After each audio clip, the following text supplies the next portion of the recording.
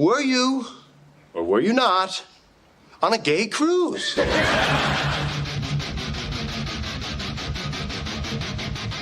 Now, you're 120% dick pic. Everybody at that age, they're sperminator. Yeah. We don't care about anything else. We're a walking hard on looking for a hole. That's. I have to say you're right on that one. Oh, my God.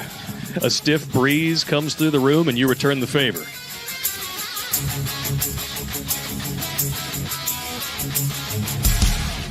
Got her in. Oh.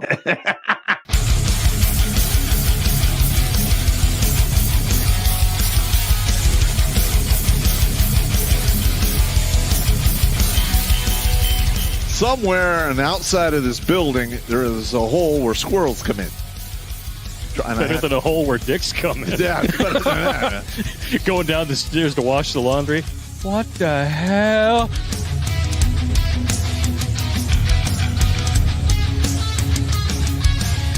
Shh. Pizza. Stop! Stop it now! I order you to stop! I'm still touching myself.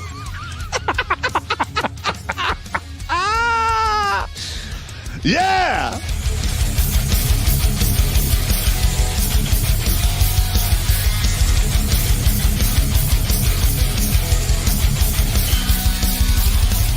All young bitches want to do is pop pills, smoke weed, get drunk, lay around, suck dick, eat hot Cheetos, charge they phone, get a sew and weave, twerk, be bisexual, eat McDonald's, wash they pussy in the sink, lie, take selfies, and talk shit through Wi-Fi because they phone never on. I think washing they pussy in the sink is my favorite part.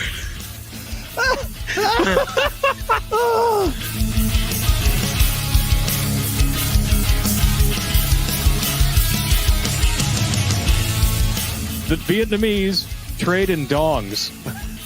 Figuratively and literally, I'm sure. Oh, my God, that's hilarious. I did decide to look it up. 500,000 dongs is a good night for Pop's ex.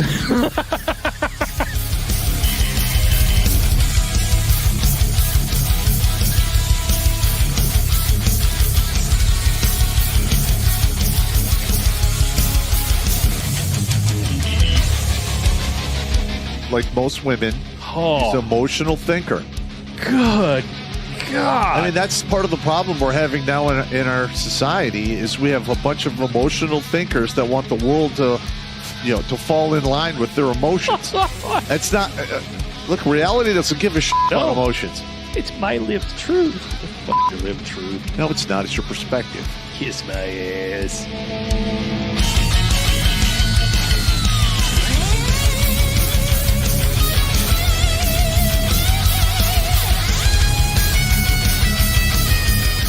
Literally like, hey, Sergeant Pop, you got to turn your bear suit. I'm like, over my dead body. No. Just give me a statement of charges. Yeah. You're never getting this back. Yeah. You can suck it. I'm going to wear this with my Russian coat. you will bury me in this. Hey! Why you got to fucking be like that, man? Because I'm an asshole, and I learned from the best. I'm sitting across from him, and I'm pointing at you with all four fingers. All right, first of all, the Russian jacket is World War II surplus. I'll send you a picture of it, Sarge. Yeah, okay. I got you standing wearing it with holding two giant buckets like you just collected all the chum from behind the dump dumpster at the bar, and you're going to go home and make ice cream out of it.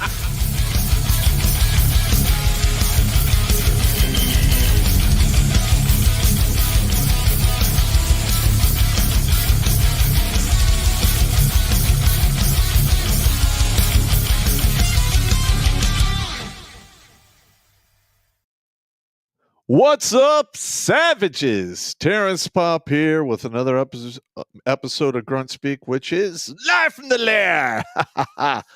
And today we're going to be going over the whole Alcatraz kerfuffle.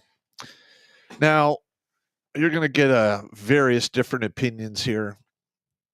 But in my opinion, I think, and this is just my opinion, President Trump wanting to reopen Alcatraz might be just a little bit too expensive and not worth the headache. Number one, because it's in California and under California control. So more than likely, as soon as we get another administration, they are going to move against that place and shut it down. Now, we've done some comparisons to some other prisons in the past, and one of the quotes we got online when we were looking at the cost of a supermax prison, and we're using an example, ADX from Colorado, and they're saying for a 2,000 inmate facility is going to run you $100 million. Now, add 25 More. Yeah, well, hang on. Add 25% onto that cost at a bare minimum because it's in the middle of the goddamn ocean. Now, I think Trump sent a bunch of the illegal idiots down to was it El Salvador, where they have that supermax prison, or maybe it's Honduras. I don't. They all blend together, and he wants to have something like that here in the United States. And that's probably a bridge too far, and that's just my opinion. But we got Battle Dwarf here, and Indeed. we have Battle Dwarf is going to go through history stuff because that's what he's good at. Before we do that, on the on Florence ADX in Colorado, which is our supermax, it cost $60 million to build in 1994, and in today's dollars, that's just over $130 million. Now, you argued for the cost of it. I mean, if we really wanted to do that, there's a whole lot of federal programs you could cut that would allow for running the prison. However, you're right about the administration. If that flips back to our friendly neighborhood American Bolshevik Party, then, yeah, I slid that one in there. You like that? Yeah, drink. Then they would just close it down. If it's a federal prison, California wouldn't really have a lot of room, but what they could do is invoke all of their unions and the dock workers, and then you wouldn't be able to get anything to and from the island. Yes. There's where they'd choke it off. They couldn't really do anything to the federal prison itself, but boy, could they wreak havoc on the shore. Yeah, and listen, the way California is, I don't want to see any more federal dollars invested into the state of California in any way, shape, Should be stripped. It should be stripped completely. Correct. California is completely a Marxist state now. Yep. It's entirely a Marxist state, along with Oregon. Seattle, almost, but or not Seattle, Washington rather. Seattle is completely Marxist, but the state of Washington is scarily red. Yes. But have you seen the gas prices in California? They're like $8. Mm-hmm. Yeah. And that's what the Democrats want for this entire country. Yeah. There was a new law passed recently. I forget which state it was in. I think it's Ohio, where if you get a speeding ticket that is excessive, they will now install a speed limiter on your car that you have to pay for. Oh, great. They'll put a governor on your car. Well, how fast do you have to be going over the speed limit for that? I did not read that law yet. I caught the headline in passing as we went. I guess one of the reasons I'm bringing up this little revenue or review of all of these people is they'd be excellent candidates to go to Alcatraz. Well, it's my opinion.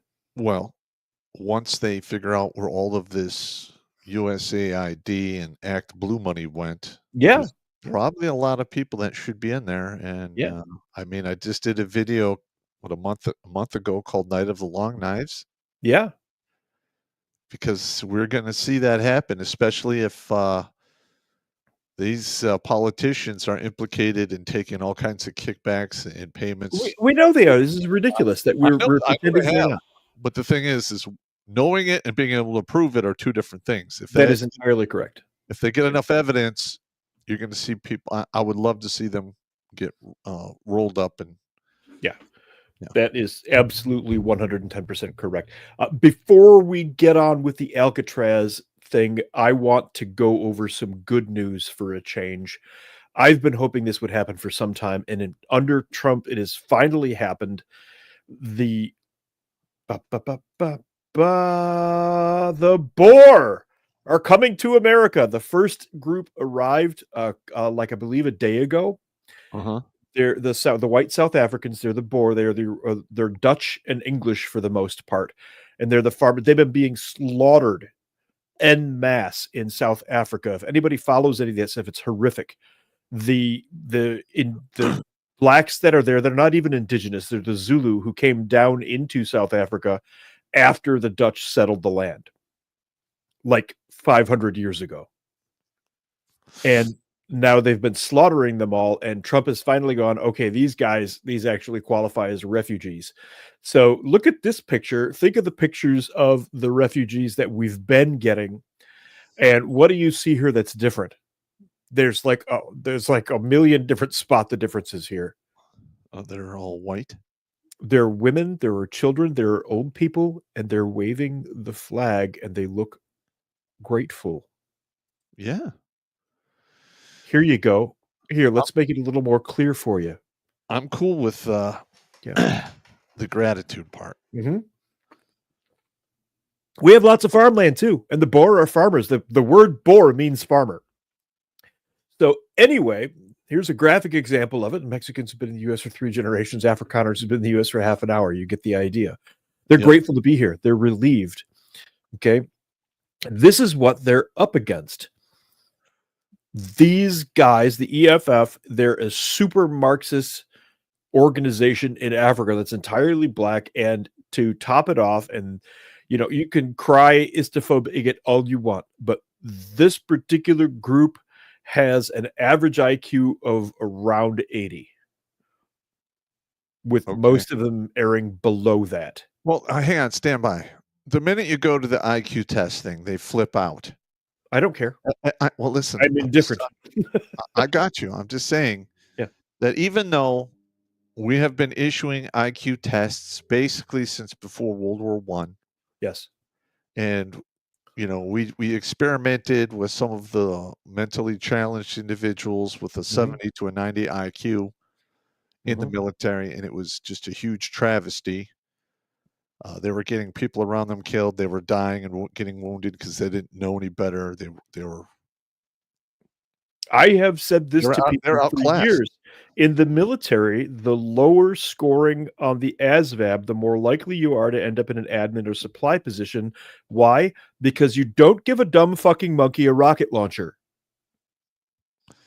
The combat arms guys are where they draw from the elite units. Stand by. Because they can handle a rocket launcher and not kill everybody behind them. But there is a stigma for the grunts. They're like, you idiot grunt. And when I was in, that was not the case. It's the clerks and jerks, we used to call them. The admin pogues and the supply guys and the cooks. I don't know that there are any more real army chow halls. There isn't. They're all civilian administered now, I believe. I believe you are correct. Yeah. But when I was in, we had one of the last real chow halls in Korea, and let me tell you, the cooks were not exactly the sharpest knives in the drawer. I know. But the thing is the Boer or the farmers in South Africa are going to leave that country. Yes. And this is already played out in Zimbabwe. Rhodesia. Yeah, it was Rhodesia. It's now Zimbabwe. That's correct.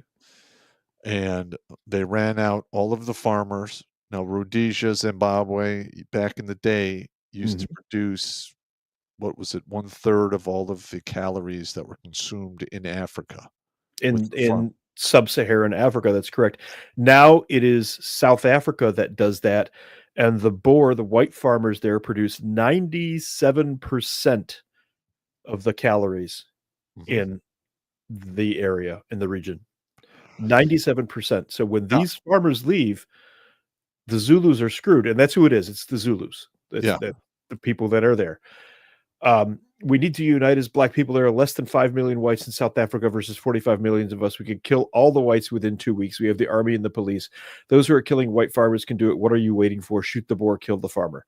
This is representative of everything that's going on there right now. You can find countless videos of this. So I am for one. Extremely happy to see the boar.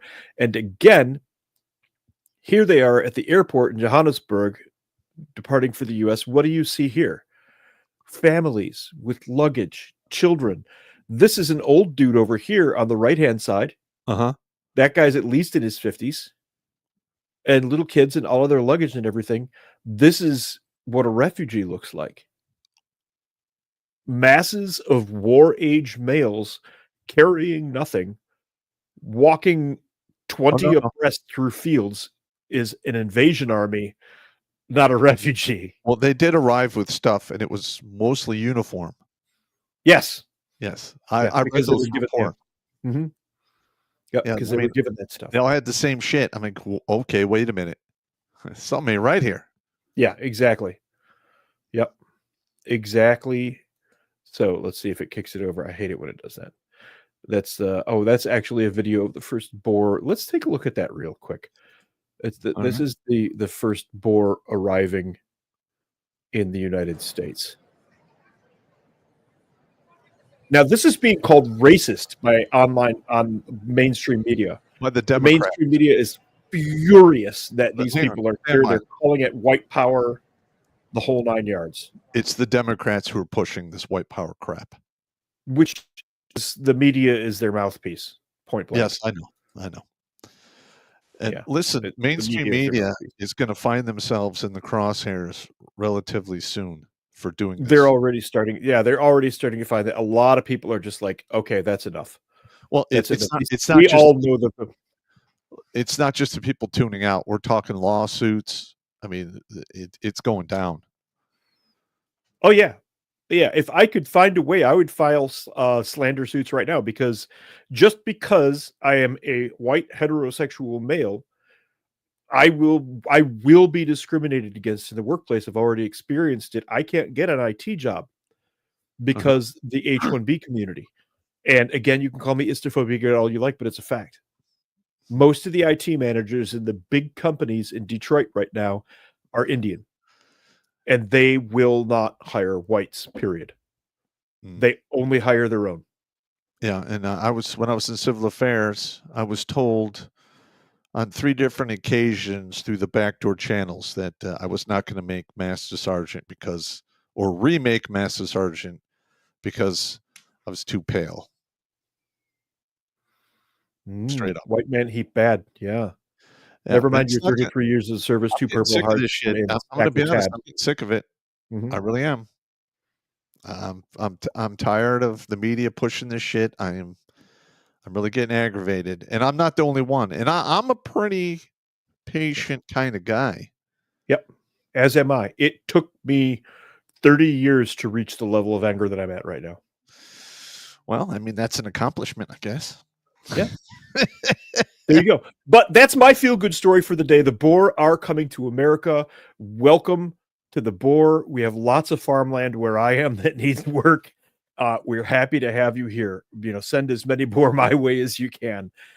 I'm just glad to see actual refugees getting actual asylum, because they're literally being slaughtered in South Africa. Now, if I recall, in Turkey, somewhere around World War I, wasn't there like 16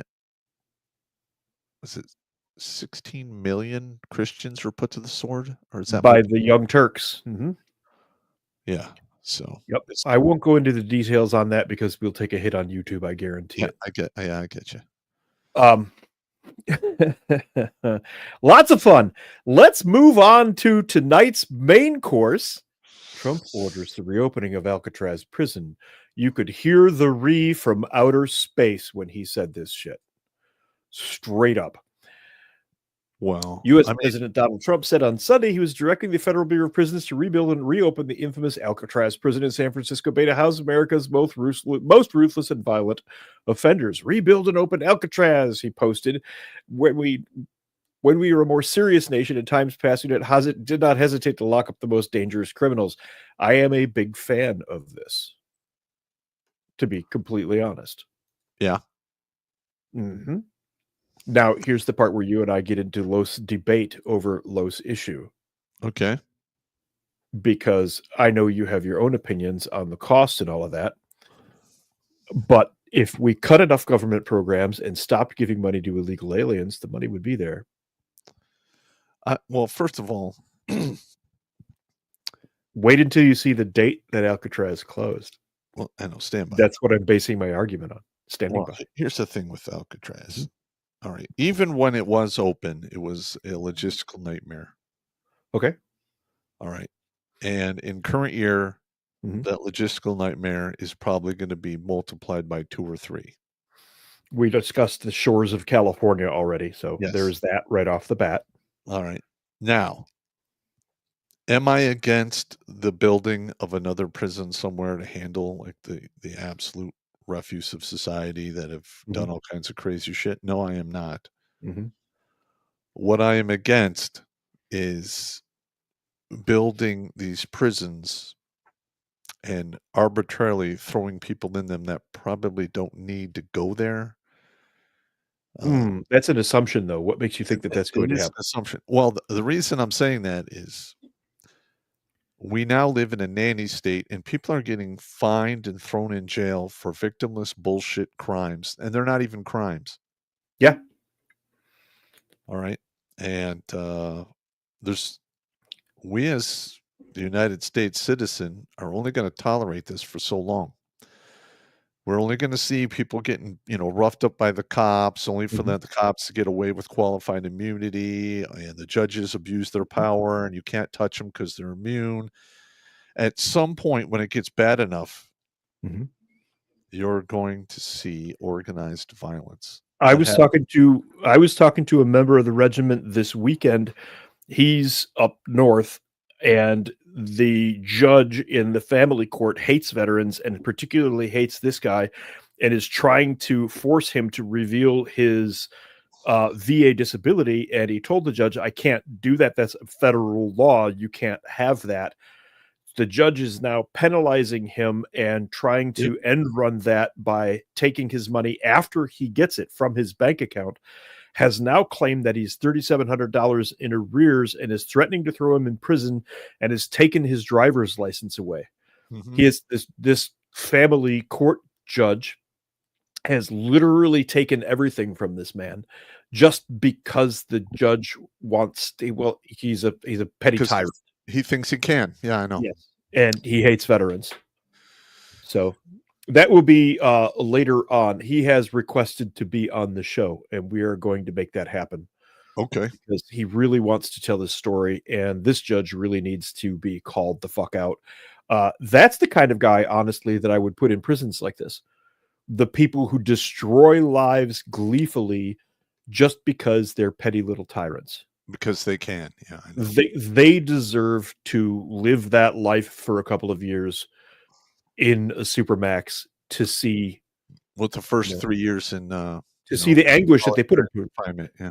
Sentence them to 1 year for every year of torment of their victim, because those cases usually drag for 2 years, sometimes more. Yeah. You will be sentenced to 1 year for every year of torment. Well, all I could say is I shouldn't say we already have enough prisons, okay? Because there's a lot of people who don't need to be in prison that should be let out. That's absolutely correct. And I'm also thinking of a travesty that took place in New York State last year. And this was actually on Rumble and YouTube. I saw it on Twitter. Okay. All right. They literally walk this guy in handcuffs into a nursing station / medical hut, whatever, for the prison, and beat this man to death. Oh, I think I saw that one. Yeah, I think I saw that. They're kicking and punching him in the balls. They punched him in the throat. Yeah, they brutalized the shit out of him. All right. See, that is my fear. If we start having all of these prisons, you're going to hire people like this that are going to continue to do this crazy shit. Here's the thing. Many of the prisons, particularly in the case of the J6ers, and I know there's probably at least one J6er out there listening, he'll be able to confirm this. Those prisons are set up typically by Democrats.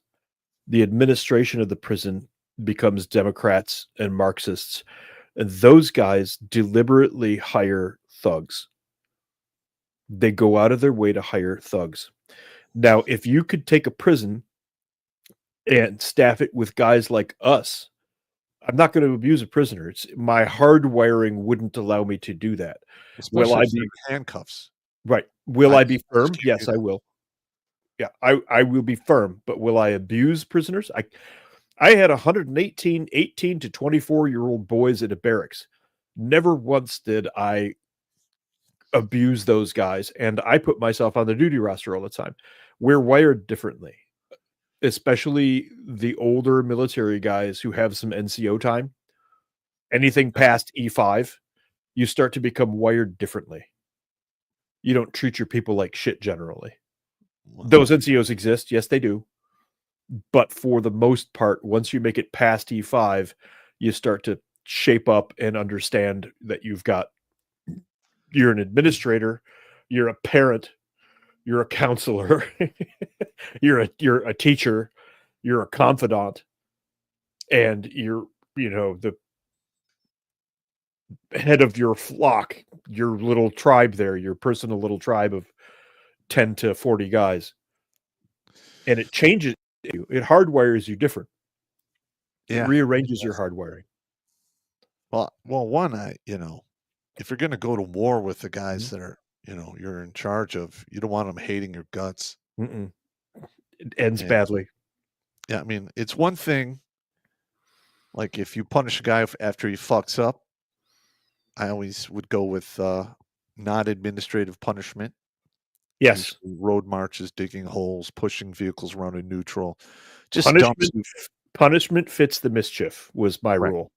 Yeah, same here. And then once it was over, I never brought it up again. Nope. It was done.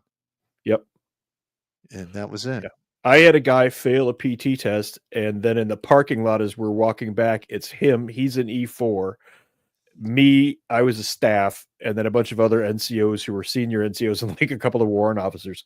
And he starts laughing about failing the PT test. Oh, no. I'm like, I locked him up, chewed his ass, told him to go home, shower, and report back to me in uniform. And he shows back up, and we lived in the same apartment building because we were overseas in Korea. So he had family, so he got an apartment. It was the same. And I went down to his apartment, and I said, Brian, you didn't give me any choice. I have to fuck you up now. because you ran your mouth in front of the other NCOs and the warrants. Yeah. I now have to fuck you up. If you had shut up, you would have been fine. So I made him write a PT plan, and then I individually PT'd him alongside of the company in plain sight of the first sergeant for like 2 weeks. Fair enough. And it's like, you didn't give me a choice, man. And he learned the lesson though. He learned the lesson. He learned to shut his mouth, and later on he became a pretty good NCO himself. All right. But yeah, that kind of shit. The punishment had to fit the crime in our day. Anyway, let's get back to Alcatraz because we said we were going to do a show on that. We haven't been talking about that at all. All right, let's do it. Where are we? Trump says he wants to reopen Alcatraz as a functioning prison for the most violent offenders. Bureau of Prison notes on his website it was closed in the 60s because it was 3 times more expensive to operate than other prisons. This is Trump's statement. He says, we will make America great again. He wants to open Alcatraz. But let's see here. March 21st, 1963, USP Alcatraz closed after 29 years of operation. It did not close because of the disappearance of Morris and the Anglin brothers who tried to escape and disappeared. It's only 1.5 miles, by the way, but it's just really cold, bad currents, and this killer problem of giant predator animals that have been around for a bajillion years. They will fuck you up. Yes. Now, right around here, 1963, is when the United States, when was Kennedy assassinated? 63. Yeah, right around there. I think this was part and parcel of that. because one of the things the Marxist hates is an organized and competent prison system. That's why you're seeing rapists and all of that let out of prison. That's what's going on with that. They want those criminals on the streets where they can be used as a weapon. And then once they've got control, once the Marxists take control, then they get rid of their useful idiots, and you end up in a trench. And that happens every single time. Yeah, literally every single time. Once it happened in Vietnam, Cambodia, Russia. Let's see, China. Oh my God, China went crazy. China was the worst. Yeah, when they took power. Yeah, they starved millions. Happened in North Korea. I watched. Well, I didn't literally watch, but the signals intelligence we were doing, we watched via their signals intelligence as North Korea starved 3 million people to death because the people were starting to get the idea that maybe they could not live under an oppressive regime. So they literally just starved 3 million of them to death to make the point. They went and took supplies. They went and raided granaries. They cleaned out warehouses, and they just left all of these people to starve to death. Yep. And that was, I'm literally listening to communications of whole villages going, we've got nothing left. Some people have started eating other people. The guy down the street, he was eating bark off of a tree last night. Things like I have heard all of that stuff and worse. Yeah. From the prison camps. But I believe personally that this is just a bullshit excuse that Alcatraz was actually closed when the administration started to become Marxist after the death of Kennedy. My personal opinion. And they used that escape as like a hinge pin to shut it down. Yes, exactly. Alcatraz closed as a federal penitentiary more than 60 years ago, is now a very popular national park and tourist attraction. The president's proposal is not a serious one, says Nancy Pelosi, because everybody loves California's favorite fucking drunk, right? Yeah, fuck her. Talk about somebody that doesn't need to be taken seriously. Yeah. Let's have a little look at Alcatraz itself. I will hit Control Plus here to make this a little larger for our gentle viewers. Alcatraz Prison, California, United States. Former maximum security prison located on Alcatraz Island in San Francisco Bay. It started off as a naval defense force, which was great. It controls the bay. The position of Alcatraz is fantastic as a naval base. For that time when it was not all today. Ships and stuff. Yeah, today it wouldn't matter. They just blow the island away and carry on. That's right. they just blow the entire grid of the island there. Alcatraz became a federal penitentiary in 1934. In the ensuing years, it became famous for such high-profile inmates as Al Capone, who died of syphilis in prison. The prison also made headlines for several escape attempts. Notably, in 1962, 3 inmates broke out, though it is unknown if they reached the mainland. Nobody ever did find those guys. I don't think. I've watched a couple shows on them. Yeah. There's rumors that a couple of them made it, and they just never got picked up. None of them were ever seen again. The one that fascinates me, and this is not an Alcatraz story, but it fascinates me anyway, is the guy who jumped out of the damn airplane with a parachute and a bag of money. Yeah. And Cooper, DB Cooper. DB Cooper, that's it. DB Cooper, and they think he made it now. Mm-hmm. I saw a thing. They're pretty certain that he made it. Criminal, committed a robbery, yeah, bad, okay, but talk about doing it with fucking style, though. That's exactly what I was going to say. That was executed with style. Yeah, I'm going to let that one go. All right. I'm straight up going to let that one go. Let's see now. Alcatraz, originally envisioned as a naval defense fortification, was designated a residence for military offenders in 1861. Oh, that'd be a hell of a place to do some freaking USCMJ time or a court martial. It housed a diverse collection of prisoners in its early years. These included 19 Hopi Indians from the Arizona Territory who passively resisted American attempts to assimilate them, and American soldiers fighting in the Philippine-American War who joined the Filipino cause in 1900. That pretty much happens in every war. You always get a couple of guys It's anywhere from like half a dozen to 2 or 3 dozen. Yes. Yes. There were still 3 Americans living in North Korea while I was over there who were always in North Korean movies, and they always played the bad guy. And most But- of the time they're draftees. Yes, exactly. Yeah. Yep. The island was designated the Pacific branch of the United States military prison, and the modern prison building was completed 4 years later.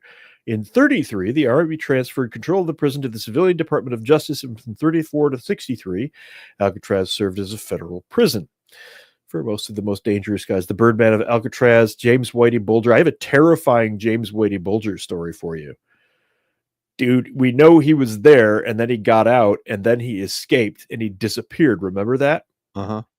When I was working for the law firm in Santa Monica, I used to play darts at a bar there called the King's Head, which is on Wilshire. It's a really popular bar in Santa Monica, and it's got really good dartboards.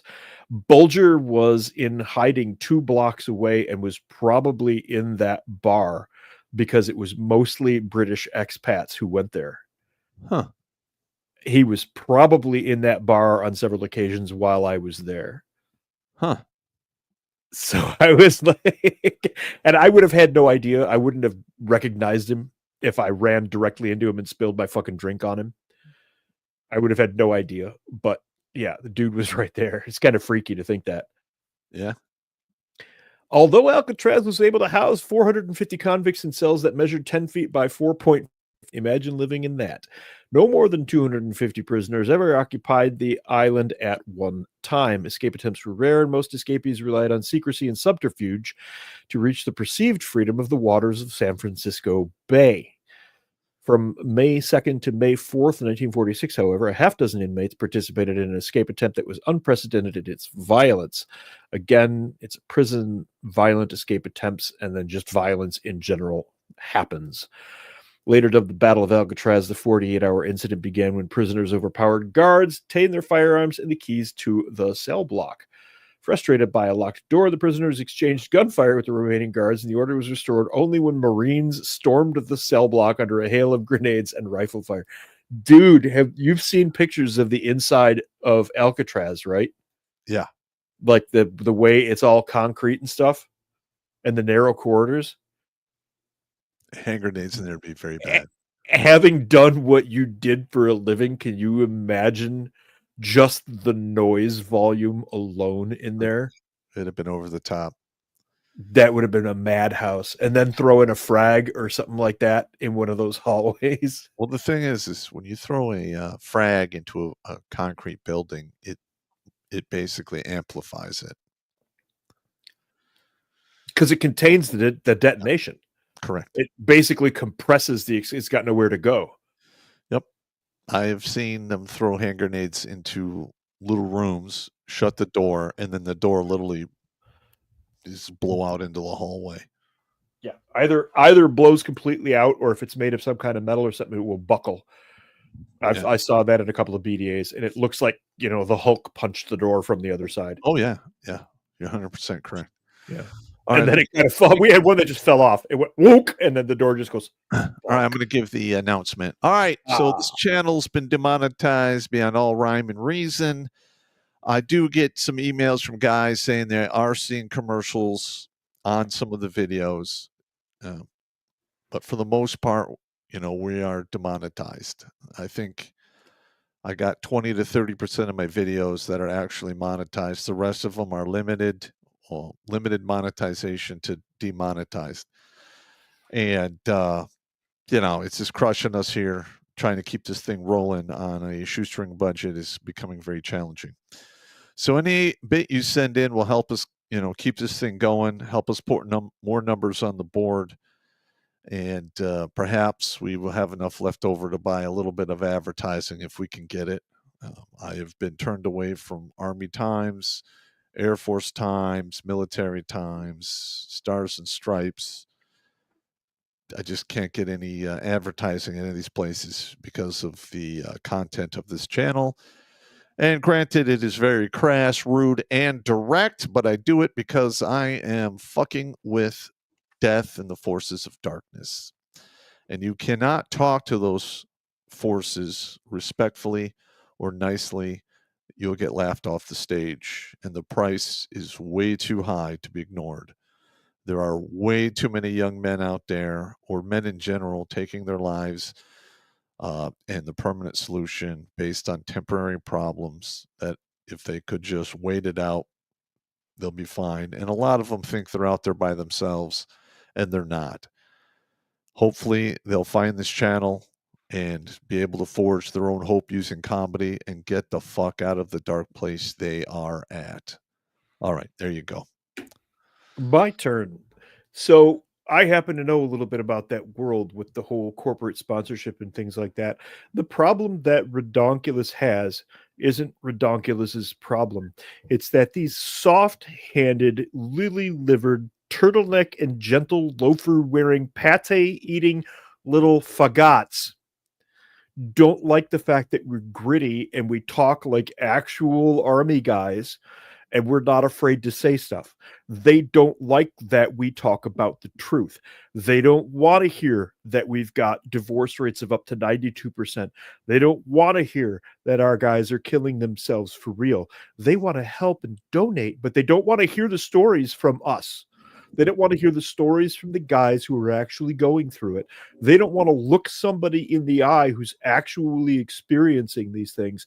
And they certainly don't want to talk about what the family courts are doing to guys. And they definitely don't want to talk about the corrupt judges that are running these family courts. That's why we can't get any real sponsorships from any of these people, because they don't like this really, really ugly word that we're very fond of using. The truth. Correct. Amen. I like it. It's annoying as hell, dude. This freaking pate eating motherfuckers. Well, they are a bunch of scientists. Scientists. I like that. That's nice. That's nice. Now, where were we? Sorry. No, that's okay. Eventually, the costs associated with maintaining the prison, particularly the expense of transporting fresh water to and waste away from it, resulted in the closing of the facility in March of 1963. The California government had started to shift at that point, and the unions were definitely Marxist controlled by that point. And you and I discussed at the beginning of the show how if California is going to have an influence, it's going to be from the shore. They're going to control the unions. They're going to control the longshoremen. They're going to control those docks there on the shore, preventing the prison from getting the shit that it needs. So from November 20th, 1969 to June 11th, 1971, the island was occupied by Native American activists, including members of the American Indian movement, who were protesting what they saw as the U.S. government's ongoing economic, social, and political neglect of Native Americans. I have a great idea. Let's exile ourselves to an absolute wreck of a maximum security prison and live in squalor there to protest. Hey, I don't see how that accomplished a thing. I don't believe it did, actually. Yeah, I don't recall that ever accomplishing. I mean, I wasn't born yet. I was just born, actually. In the middle of all of that right there. But I don't recall ever seeing anything about this actually having anything that looked like a result. Yeah, I mean, I remember a lot of the there's a bunch of protests in the 70s when I was a little kid. Oh, that was the big thing. You protested. I remember watching it on the news Mm-hmm. and all the craziness that went on. Mm-hmm. A couple years before, well, actually, the year before you were born was the Detroit riots. Yep, and that ruined this city, and it's never recovered. Yeah. Yep. Why did Alcatraz close down? One of the most famous prisons founded in the United States, even though it has been open in years. The prison officially closed down because it was too expensive to maintain. It would require about $3 million to $5 million for further maintenance and restoration work to keep it open. So not even taking into account operating costs that were required daily. Again, all of the supplies were going in there by boat. It's a different world today. These boats can even be remote controlled. I personally, this is my opinion.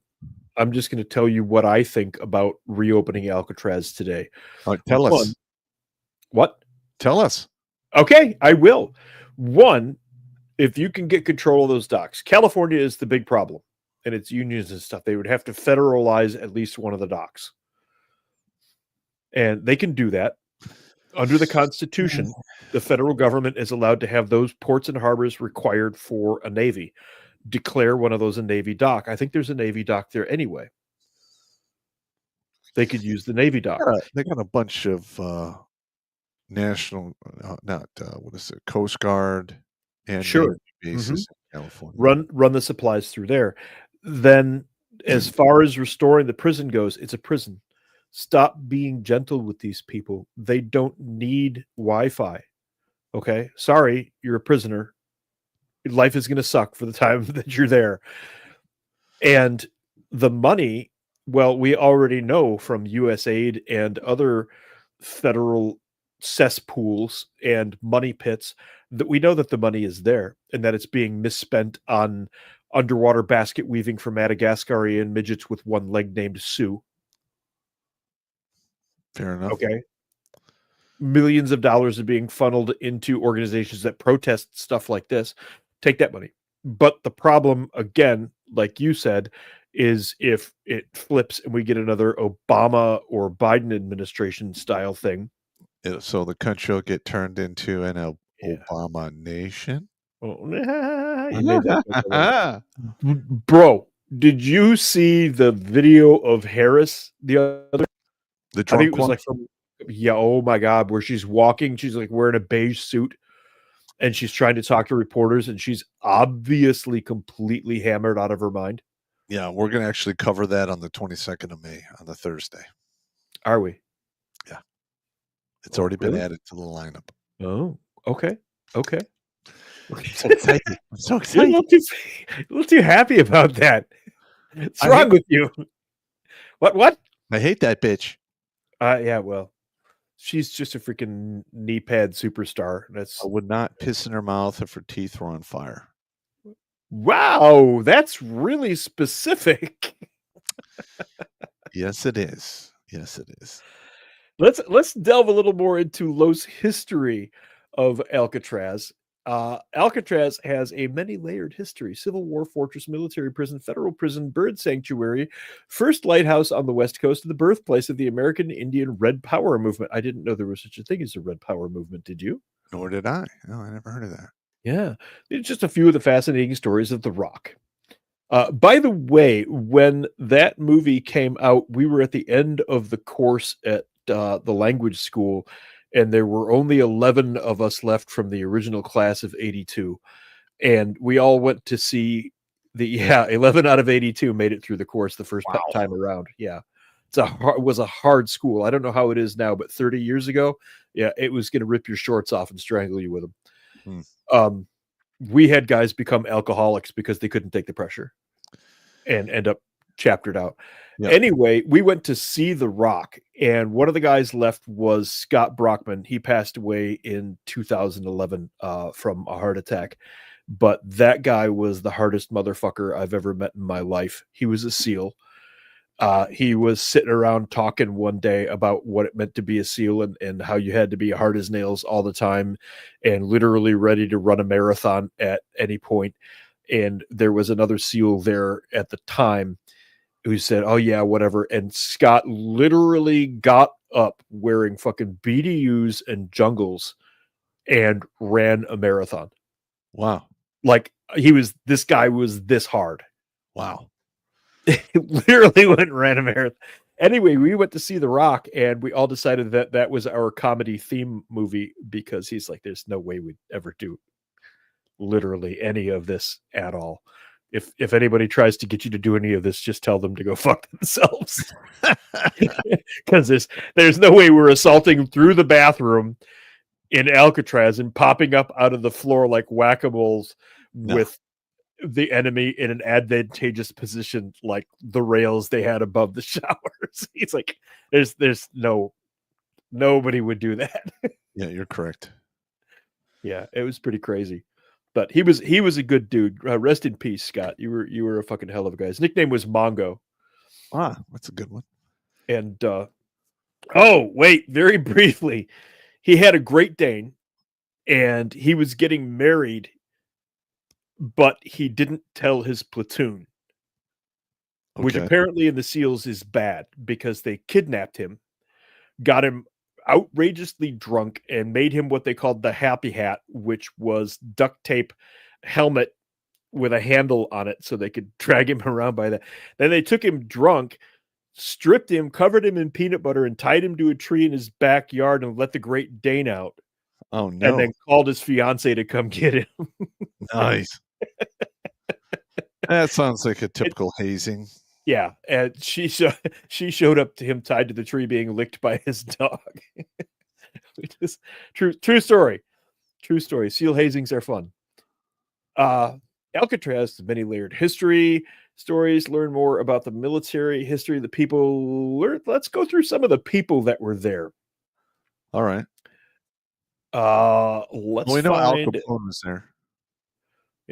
Robert Simmons, an African-American man from Savannah, Georgia, was brought into the foggy, windswept island of Alcatraz in 1918. He was thrown into the hole, pitch-dark dungeon cell with slimy walls crawling with rats. He was held there for 14 days. His crime? Simmons was a conscientious objector who opposed war and refused to fight on the battlefields of World War I. It was 1918. These were different times. Yep. Conscientious objectors got themselves fucked up. They did. Yeah.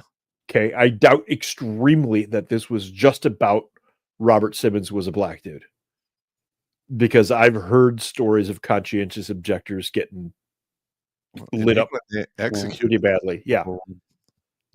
Exactly.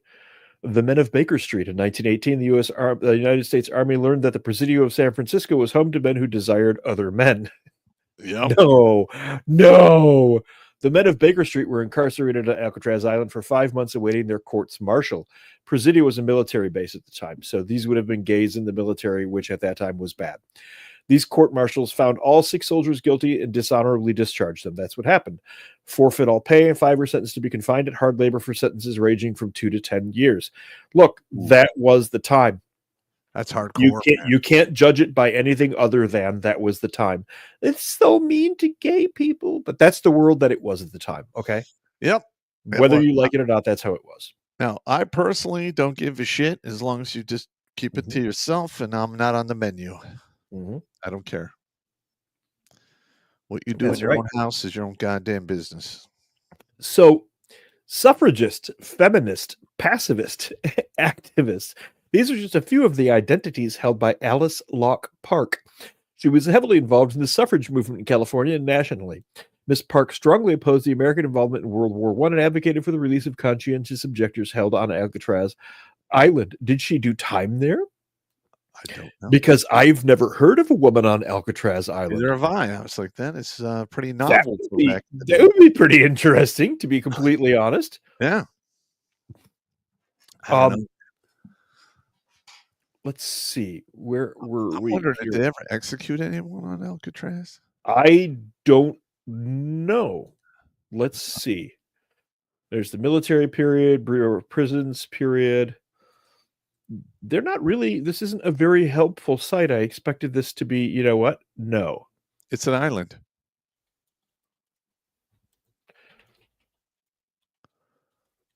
I mean, Alcatraz is nothing but an island, man. What do you want? I mean, I understand during the Civil War, you know, they put some individuals there in the prison in the sub basement. I guess you could say it's the hole, or it's below the hole. It's just a shitty place. Oh, there's a hole below the hole. Yeah. Now, in medieval prisons and medieval dungeons, there's this thing called the oubliette. The place of forgetting. It means the place of forgetting in French. When I went to England a bunch of years back, I went to Warwick Castle, and in the dungeon in Warwick Castle, back in one of the corners is a genuine oubliette, and the hole is probably 2 feet around. Yep. They just pop you down there and you're never coming out. That's it. And it's just a dark pit. And the dungeon was dark enough, and they had lights in there for everybody, but they kept it a little dim so you could get the feel. But dude, that oubliette, I saw that, I was like, ooh. Yep. And in my novels, there's a little character in there called Oubliax. Yeah. Forgetful Ox. He's just like an inanimate animated object called a golem. I know what a golem is. Yeah. So it's in. How does that relate to the oubliette? It's a Oubliax, forgetful ox. Yeah. So I mean, I basically stole the name from that. I thought it was pretty cool. Okay. Anyway, apparently Alcatraz had oubliettes. Also, people tried to escape from Alcatraz because, well, you got to escape from Alcatraz. But again, look at the inside of this prison. I mean, through the bars and everything. Can you imagine going in there with grenades? Well, if I was stuck there for life, it would be my full-time job to escape or die trying. Yeah, why not? That's just me. Yep, why not? Located on a lonely island in the middle of San Francisco Bay, the Rock has held captive since the Civil War. In 1930s, Alcatraz was already a forbidding place, surrounded by the cold, rough waters of the Pacific and sharks. The redesign included tougher iron bars, a series of strategically positioned guard towers, and strict rules, including a dozen checks a day of the prisoners. They also were not allowed to talk. Escape seemed near impossible, despite the odds. From 1934 until the prison closed in 1963, men tried 14 separate escapes. Nearly all were caught or did not survive the attempt. Okay, so they did kill people, or you died horribly trying to escape. Well, usually you die of hypothermia in the water after about 20 minutes. I can tell you firsthand that water is cold as fuck. Yes. Oh, yes. I went to Presidio. That's where the language school was. Frank Morris arrives at Alcatraz in 1960 after convictions for bank robbery, burglary, and other crimes, and repeated attempts in various to escape various other prisons. Later that year, a convict by the name of John Anglin was sent to Alcatraz, followed by his brother Clarence in early 61. All three knew each other from previous stints in prison. Okay, right away, I'm the warden of the prison. All three of these guys know each other. Guess who's going in different cell blocks? That's exactly what they should be doing. Yep. And none of these guys would have been allowed contact. I wouldn't even let them walk past each other in the hallway. But of course, assigned to adjoining cells, they began hatching an escape plan. All right. So obviously somebody fucked up. Yeah. Yeah. That's fairly self-evident. That's just negligent as all hell. Morris, known for his intelligence, took the lead in planning. Criminals are only caught when they're stupid or something bad happens. They get narked on. Yep. Yeah. They were aided by another inmate, Alan West. Clarence, John Anglin, Frank Morris. Okay, West didn't make it out, I guess. This is clever as fuck. Yeah, when I saw this in the movie, I was like, holy shit. Yeah, they really did this. This is so sweet. June 12th, 1962, the routine early morning bed check turned out to be anything but. The three convicts were not in their cells. Anglin, his brother Clarence, and Frank Morris. In their beds were cleverly built dummy heads made from plaster, flesh tone paint, and real human hair that apparently fooled the night guards. The prison went into lockdown and an intensive search began. What I want to know is, where the hell are these guys hiding these paper mache heads? I know. While they're plotting this. That's clever as fuck. How the hell did he do that? Yeah, when you actually look in the details, I'm like, yeah, wow, it's amazing they got away with that. Yeah, it's crazy shit. We were notified immediately and asked to help. Our San Francisco office set leads for offices nationwide to check for any records of the missing prisoners in the previous escape attempts. All three had tried. We also interviewed relatives of the men and compiled all their identification records and asked boat operators in the bay to be on the lookout for debris.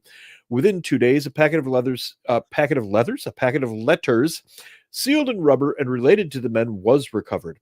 Later, some paddle-like pieces of wood and bits of rubber inner tube found in the water. A homemade life vest was also discovered washed up on Cronkite Beach, but extensive searches did not turn up any other items in the area. Now, right away, these guys are smart enough to do this, okay? They're smart enough to plaster heads with real human hair. I mean, a reasonable person passing by a dimly lit cell looking at that would think that's a dude, Huh. Yeah, I would. in my opinion. Now, when they go looking for signs that something, on the shore, and they turn up things like this. The life jacket made it to shore, and they're finding other pieces of debris. These guys are smart enough to make the plaster heads. I think they're smart enough to make it look like something died. like a boat failed in the water. Yeah. My personal opinion is at least 2 of these guys made it. As the days went by, the FBI, the Coast Guard, Bureau of Prison Authorities, and others began to find more evidence and piece together an ingenious escape plan. We were aided by inmate Alan West, who didn't make it out of his cell in time and began providing us with information. He flipped right away. There's you go. This is how criminals get caught, as rats a lot of times. The group had been laying plans since the previous December. One of them came across some old saw blades. Dude, using crude tools, including a homemade drill made from the motor of a broken vacuum cleaner. You got to be motivated for that shit. This is some motivated shit here. The plotters each loosened the air vents at the back of their cells by painstakingly drilling closely spaced holes around the cover so that the entire section of the wall could be removed. Once through, they hid the holes with whatever they could, a suitcase, a piece of cardboard. What were they doing with suitcases?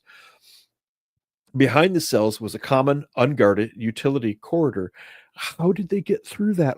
Because that's a sink above the hole there. See the hole? Yeah. Well, they're obviously not very heavy. I mean, those guys. Yeah. Listen, man, when times get tough, you're the quicker the dead. Obviously, they wanted to be quick, so they lost weight. But going through that I don't do that kind of small space very well. Yeah. When I was younger, I could do that easy. Not a fan. Behind the cells was a common, unguarded utility corridor. They made their way down this corridor and climbed the roof of their cell block inside the building, where they set up a secret workshop. They kept taking turns to watch for guards in the evening before the last count. See the crude periscope they constructed. They used a variety of stolen and donated materials to build and hide what they needed to escape. More than 50 raincoats that they stole or gathered returned into makeshift life preservers and a 6-by-14-foot rubber raft. Dude, that's a big raft. That's the size of that. What are those rubber? Not the Zodiac, the smaller one, the 8-man boats. Yeah, you know what I'm talking about. Yeah, that's the size of one of the 8-man boats. That's like a what is it? A life raft on a small yacht or something. Yeah. The seams carefully stitched together and vulcanized by the hot steam pipes in the prison. The idea came from magazines that were found in the prisoners' cells. Dude, they were vulcanizing rubber. And when did they have time to do all of this shit? They did it at night. But there were 12 bed checks a day. They also built wooden paddles and converted a musical instrument into a tool to inflate the life raft. I'm going to spitball. I'm going to spitball and say accordion. Yeah, I was just going to say that. It had to be an accordion. At the same time, they were looking for a way out of the building. The ceiling was a good 30 feet high, but using a network of pipes, they climbed up and eventually pried open the ventilator at the top of the shaft. They kept it in place temporarily by fashioning a fake bolt out of soap. A what the what? I'd love to see how that worked, because soap is not exactly known for being stable at all. Well, if it's all you got to make it work. Yeah, I guess. View from the catwalk above cell B showing the route prisoners took to access the roof. Again, that's not a big vent, dude. No, but you know what? I mean, when there's a will, there's a way. Amen to that. West, though, did not have his ventilator grill completely removed and was left behind.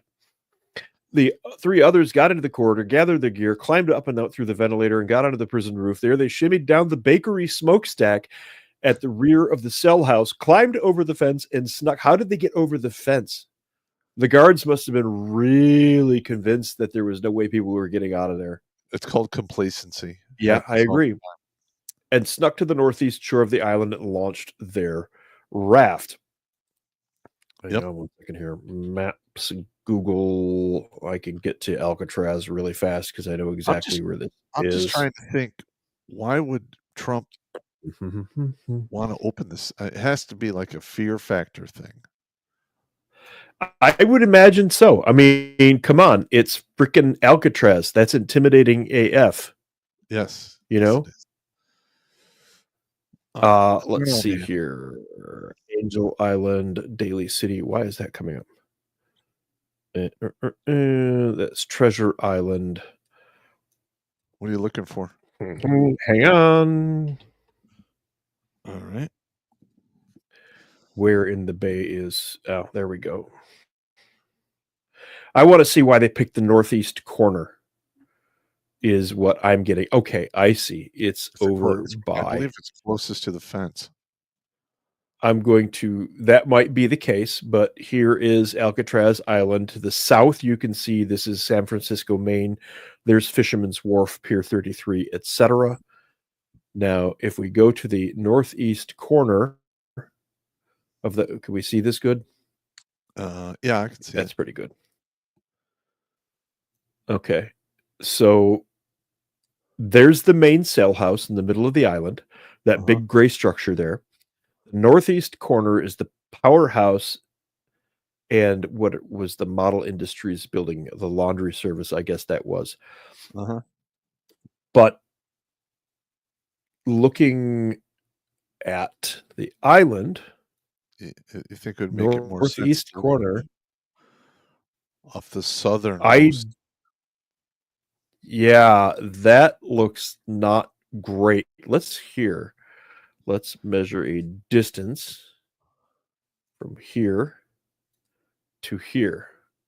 That's a mile. Now let's take that same point over here and let's grab that point. You're fucking up. And say, let's go the other way. It's 3/4 of a mile. That's 3/4 of a mile. Yeah. But we don't know what the currents were like or any of that fun Neither stuff did they. either. Right. Would be my guess. Yeah. Exactly so. Or it was very general because they're reading out of magazines, which are probably a couple years old. Because you're not getting current issues of shit in prison. Current issues? No, you're not getting current issues of shit. There was a current joke there. Yeah, I got you. Okay. Just checking. So anyway, they got into the corridor, climbed into their gear, climbed over the fence, and stuck to the northeast shore and launched their raft. What happened next remains a mystery. Did they make it across the bay, get to Angel Island, and then cross Raccoon Strait into Merritt County? Or did the wind of the waves get the better of them? Plenty of people gone to great lengths to prove that the men could have survived, but the question remains, did they? Our investigation at the time concluded otherwise for the following reasons. Crossing the bay. Yes, youngsters have made the more than mile-long swim from Alcatraz to Angel Island. With the strong currents and frigid bay water, the odds were clearly against these men. They were in a boat. Yep, they were in a boat. At the very least, they had flotation devices. Okay, I can last a long fucking time in cold water with a flotation device, and I know you can too. Because the Army likes to do stupid things to its people. Yeah. 3, if by land. I had a friend of mine that used to do the triathlon, and they used to have an Alcatraz Island one. Yes. Yeah, and he made the swim across the bay from Alcatraz, and then he finished the triathlon, and he was ruined for like 4 days. No, those are hard. I will not. I never attempted one myself, but no, I'm not doing that shit. No, I'm too. I used to swim a lot. I used to swim probably 3 miles every other day. I was really big into that because the endurance you get from it. Yeah, but that water is what, 40, anywhere from 41 to 47 degrees. Because it's not much warmer when you go up, around Seattle. And I scuba dived up there many times. And that water's cold. It's typically between 40 and 50 degrees, 40 and 52 degrees, depending on where you are in the time of year. Punishingly cold. Yeah, I grew up going to the Great Lakes a lot, and I swam in Lake Superior a bunch of times, so I had more endurance than most people for that kind of thing. I don't know now. I haven't done it in years and years and years. But at that time, Monterey Bay wasn't all that cold for me. It wasn't as like crushingly cold as it might be for others. I got you. So, but yeah, I, man. I grew up with Uper blood. And those guys, when they were in their late 30s, early 40s, when they did this, Yeah. and they probably were not in good shape because you're not really going to get in super shape in prison. Not in good shape for that time is not in good not in good shape for current time. You have to remember, guys worked back then. A lot of these guys were hard motherfuckers who could throw 1,000 bales of hay in a day. Yeah. To begin with. So they might have been in better shape than we realize compared to today's standards. So you're saying they were in good residual shape? I would say they were in good residual shape. Yeah. There was a good chance of that. And these guys are determined. I mean, they spent a year planning this damn thing. Yeah. And like I said, if I was stuck there for life, it's my job to escape now. I mean, yeah. That's it. And then for the 17 years we worked on the case, no credible evidence emerged to suggest that the men were still alive, either in the U.S. or overseas. I would like to address that point briefly. If they did make it, and they were in San Francisco, it's 1963. There's no surveillance cameras. Yep. There's no real reliable, speedy reporting to get ahead of them to a point. It'd take a couple of days just to get pictures down to, what is it, Sacramento? Where are, what's the city at the end there that leads to Mexico? You know what I'm talking about? Yeah, I do. Hang on. It's right outside. It's right across from the border from Juarez. Zoom out. San Diego. San Diego? Yeah. If they could make it down to San Diego, they're done. And Chula Vista, and get across that border, they would just disappear. That's right. There is no real reasonable expectation that they couldn't do that. And back then, once they got into Mexico, you're gone. Whoop. Nobody cared. You can make it through Mexico into South America, and then you really are gone. Yep. I.e. Hitler. Yep. Costa Rica, or I don't know what you're talking about, but yeah.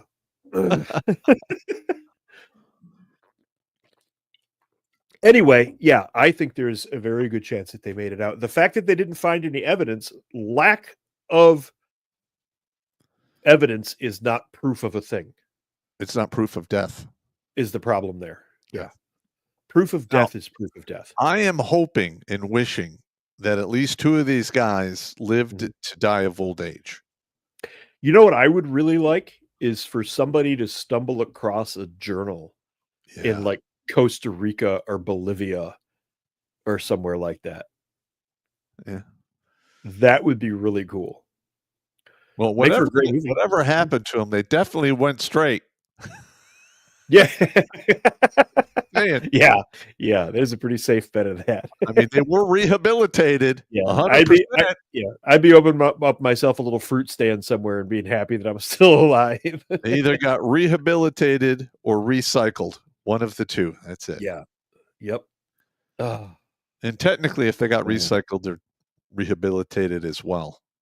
Well, the second this started, all of the major paper. Why is this doing this here? Hang on. You'll see what I'm talking about. Sharing. I haven't shared it yet. Share it. I'm sharing it. Trump wants to reopen one of America's most notorious prisons. What is this header thing doing? Why is this so intrusive? I don't That's know. awful. Fuck you, CNN. Here's how Alcatraz earned its reputation. President Donald Trump said on Sunday he would order the government to rebuild and reopen Alcatraz, a former prison on the small island. The prison, which closed 60 years ago due to its crumbling infrastructure and high maintenance costs, will serve as a symbol of law, order, and justice, Trump said in a post on Truth Social on Sunday, later telling reporters it was just an idea. He had his federal judges push to ensure deported immigrants had due process. They came into the country avoiding due process. Yes, therefore they can leave the country avoiding due process. On Monday, and they had an opportunity for due process in many cases. Yeah. On Monday, the U.S. Bureau of Prisons Director William K. Marshall said his agency will pursue all avenues to implement Trump's plans for reopening Alcatraz. The Department of the Interior referred to CNN to Trump's statement, saying the Department National Park Service had nothing to add at this time. It sounds to me like it's kind of a pet project. I would agree, and I think it might be a case of his mouth outran his brain for a moment. Yeah, these things happen. And he kind of went, let's just do Alcatraz. It'll be great. I know, I get it. Okay. I don't know. But, that's a lot of money. It's a lot of money. Yeah. I would rather see him actually put up, robotic gun towers at the southern border. I have been a fan of putting CIWS turrets on towers there with motion sensors for a long time. Yep. And then along select sections, you just open a 24/7 rifle range out to 800 meters. And anybody who crosses into it, I mean, you were warned. There were signs there. Yeah. If you Sorry. Have you actually been standing near one of those things when it goes off? I think CIWS? So fucking loud. No, it is insane. I was near a GAU when it went off. The GAU, the 30 millimeter. Uh-huh. And that about took my head clean off. Yeah. Wrong. We used to have one on Victory, and it would really shoot down mortar rounds and shit. And I remember just doing it was stuff. it was an ADF turret. Yeah. They have the Q-36, and you hear wah, wah, wah, and you see little puffs of smoke in the air, and I'm like, holy fuck. Whoa. It was fucking amazing. That's crazy. Yeah. Something like 6,000 rounds a second or something. I have no idea. It's crazy. It's a lot. It's one many. big burp of death. That's all it really was. Yeah. I think like every 50th round is a tracer. You can probably run between those. Yeah, maybe. Yeah. Not really. That was one of my favorite stories you told that one night where you were talking about there were tracer rounds. You go, I might be able to get behind the 50 cal. The enemy had 50 cals, and they're putting suppressive fire on the drop zone in Rio Hato. And I remember watching them, and I'm like, and they were about 500, 700 meters away, and I'm like, I can dodge that. And then Bad Pop is like, you do realize there's 5 rounds between each tracer that you can tracer. See. Yeah, exactly. exactly. Yeah, I can't dodge that. No, not that. But it ran through my head. It really ran through my head. You could probably, in fact, dodge the tracer rounds themselves. I wouldn't really want to do not the rounds in between. No, you get hit with a 50 cal, something's coming off your body, or you're coming in 2 pieces. I mean, that's no joke. We were told that the 50 cals were only for equipment and vehicles. You couldn't actually use them on people. Yeah, I was never told that. Our platoon sergeant quietly pointed out later that canteens and helmets are equipment. Yes. So there's that anyway. All right, where were we? Maximum security minimum. We just finished the escape. Right. No, I had to refind when I had done with the screens here. The island of Alcatraz, a strategic location at the entrance to San Francisco Bay, made it ideal for defense until modern warfare arrived. The Army built a fort there in the 1850s and equipped it with artillery needed to protect the bay from foreign invasion amid U.S. interests in the Pacific. It was also used to protect San Francisco from Confederate raiders during the Civil War. What the fuck were Confederate? Now I'm interested. I didn't know there were any Civil War actions at all in that part of the country. I didn't know either. During the Civil War. I want to look into that. All right. Well, not today. It's not the subject. That's fine. I understand. It's still fascinating, though. And I believe Port Hueneme is near there, which is used to be a Navy base. Alameda's there. Uh-huh. That's a naval air station. Okay. It's right there. I know that. And then we've got Presidio, and Presidio's shut down now, and the school moved to Monterey. Huh. In 1933, the U.S. military turned Alcatraz over to the Department of Justice, beginning the island's nearly 3 decades as the Rock. Federal government has decided to open a maximum security, minimum privilege penitentiary to deal with the most incorrigible inmates in federal prisons and to show the law-abiding public that the federal government was serious about stopping the rampant crime of the 20s and 30s. Oh, wow. John Dillinger, Babyface Nelson, etc., Al Capone. They would All have the really cool nightmares gangsters. at Yeah. the crimes that are happening today. Yeah. Yes. Wow. Yeah. Dillinger would have been considered a very polite, friendly individual compared to the shit that you see today. Prisoners at Alcatraz had 4 rights: food, clothing, shelter, and medical care. All other privileges, including visits or access to books, art supplies, and music, had to be earned. For all of its infamy, Alcatraz averaged a prison population of about 260 to 275 prisoners at any given time. Well, there's part of the problem right there. It's built to hold 500, and they had 250 guys there. Everybody knows how federal budgets work. And they shrink if you don't inflate Right. them. Yes, exactly. So that would have been part of the problem right off the You bat. also have to understand is you got to pay all those people. It's for 250 guys. It's not really worth it. Mm-mm. It's a big headache. Mm-hmm. That's Kind why of I was saying that it's too expensive. Logistically, it's just too much of a pain in the ass. Yeah. I think they should just keep doing the ghost hunts there and leave it be. That's just my opinion. Maybe, yeah. Because if maybe. they want Or to you could- store, because you're going to have to store more than 500 people on there, a minimum of 2,000. So you're Well, going to really redo everything. here's a theory. What if they escaped from New York did? What if they just built a 60-foot high wall around it and put What? guard turrets up there? And then when you went in, that's it. Figure it out for yourself. And Yeah. do occasional like food drops and water. That would get pretty barbaric, but yeah. I don't Yeah. care. I don't care. If you put the right type of people in there, you could dump all the pedophiles in there. It'll be handled. And then like a platoon's worth of Hell's Angels, maybe. Yeah. And just let it go from there, let nature take its course. So,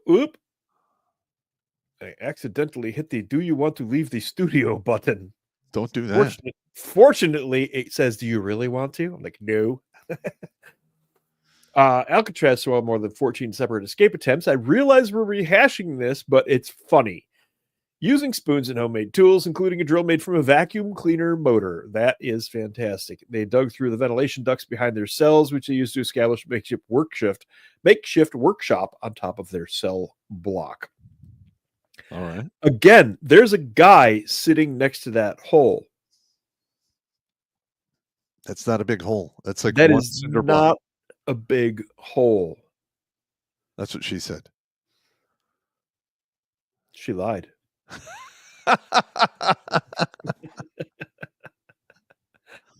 And everybody says it's believed that the group never made it to land and disappeared in the cold waters. I don't think they did. That's just my opinion. I have nothing to base that on. It's a feeling. However, this one is a new story that we didn't get to yet. The Birdman of Alcatraz, and this is one of my personal favorites because it's kind of interesting.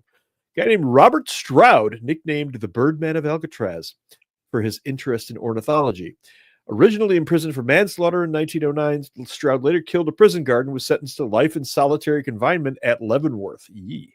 Ooh.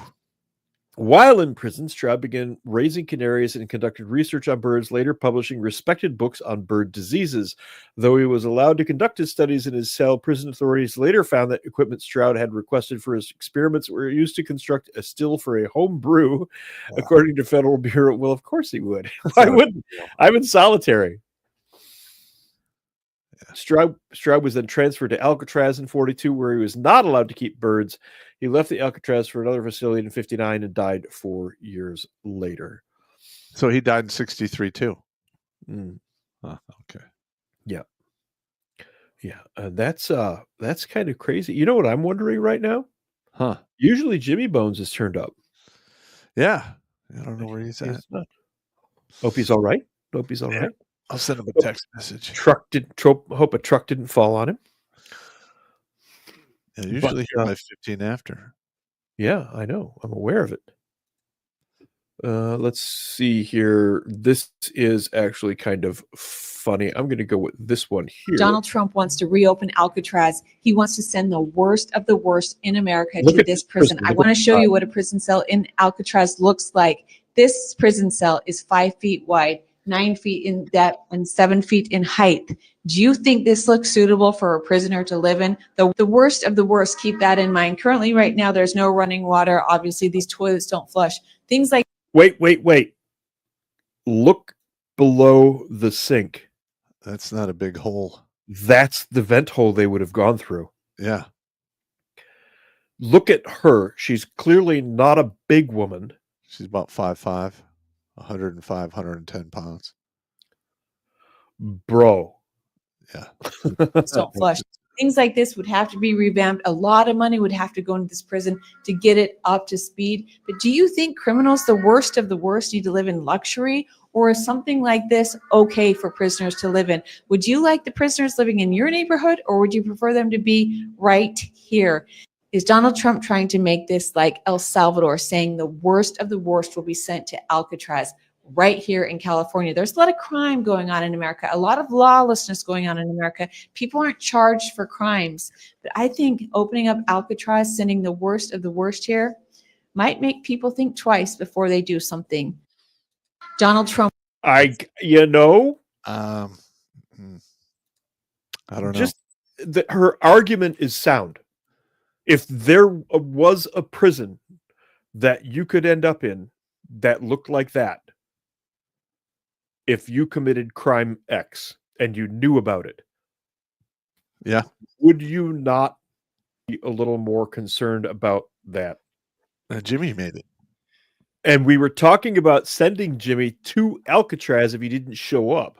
Yeah. They had a little bit of a mishap at work right before we closed. So it's all good, bro. we figured something would come up. So all right. That's okay. Hang on. Let me see where we were. We did that one there. That's the adjusted cost. And actually, I grokked the cost. Okay. So let's grok the cost together. It'll be fun. They said. That's what she said. Oh, Jimmy has already pushed the button because he's the evil button pushing monkey. Let me bring that up. How much did it cost to build ADX Florence, the Supermax? That was $60 million in 94. It was $60 million in 1994. What if this is adjusted for cost for Florence ADX Supermax today? To calculate the adjusted cost of the building ADX Florence Supermax in 2025 dollars, we start with the original cost of $60 million in 94. We use the consumer price index to adjust for inflation, as it is the standard method for estimating charges and purchasing power over time. Whole bunch of math. Yep. This is the language Pop actually understands and can write. Yeah. Anything else, you're rolling fucking dice. Yeah. Monthly inflation. Yeah. All right. So my guess is anywhere between 130 and 210 million. Right. Just and if you want to reduce everything to rubble and rebuild from scratch, you're talking $500 million. Yeah. So here's the algorithm here. Mm-hmm. And then you substitute the values, you calculate the ratio, apply it to the original cost. Looks like times 2.17%. And it is roughly $130 million to build ADX Florence in 2025. There you That's go. really not that extreme. I would expect it to be more, honestly. But if you're going to haul all the shit out to an island and then have to bring a professional labor force out there, yep, it's going to be way more expensive. Again, pull all of the USAID money. I know. But, and that's going to add like an additional 70 to 80 million to that. Yeah. So 210 million-ish. Thereabouts, somewhere in there. Correct. Yeah. And the problem, of course, as we iterated twice at the beginning and toward the middle of the show, is if another Biden or Obama regime takes over and we get stuck with Bolsheviks again, Drink. then they'll just shut it down and do the whole goddamn thing all over again on us. There, I said it. Bolsheviks. Bolsheviks. Now drink.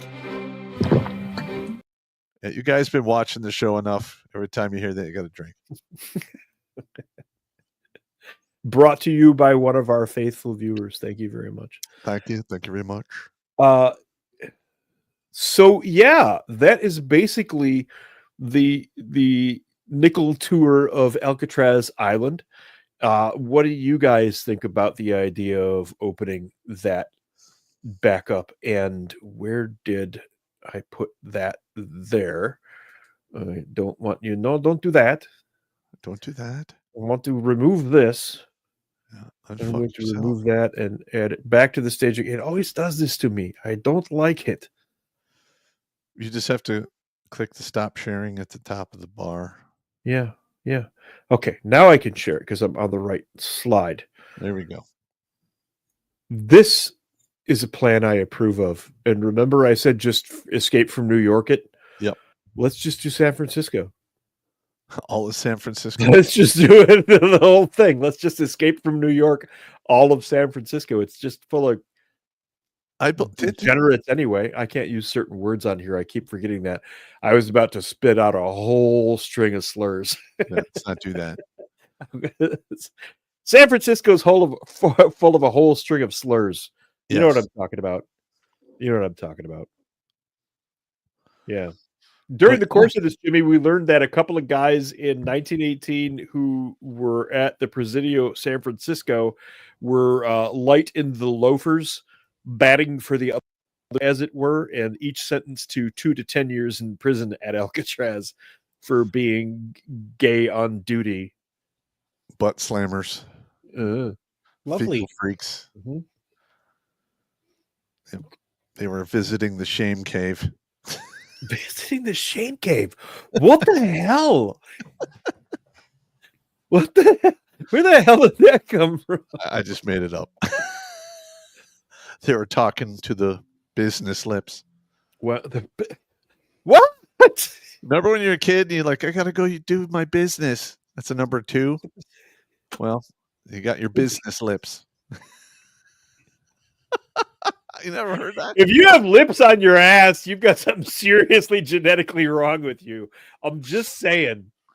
I know, but it's funny when you hear it. I'm just saying. Yeah, but now I've got like serious nightmare fuel.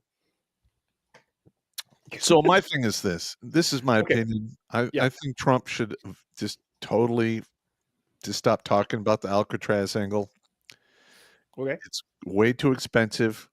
You're not going to get the bang for your buck. If you really need to do something like that, pick somewhere else, build it like, on the basically on the lower 48, not an island. I mean, you could build one in Alaska in the middle of nowhere. So if they do escape, they've got to deal with, Alaska, wildlife basically. Yeah. My personal favorite was Sheriff Joe Arpaio, who had his prisoners living in GP Larges behind Triple Strand, wearing pink prison uniforms and eating bologna sandwiches every day. I was in Phoenix 96, 97, and I saw some of the shit that guy was doing. Yeah. And I agree with about half of the stuff he was doing. The other stuff was just way over the top. I don't know what other stuff he was doing, but I do agree with the GP Larges bologna sandwiches and pink uniforms. No, I don't have a problem with that. You're in prison. Fuck you. No. Straight up. But they had some incidences where dudes were like tied to chairs and beaten to death.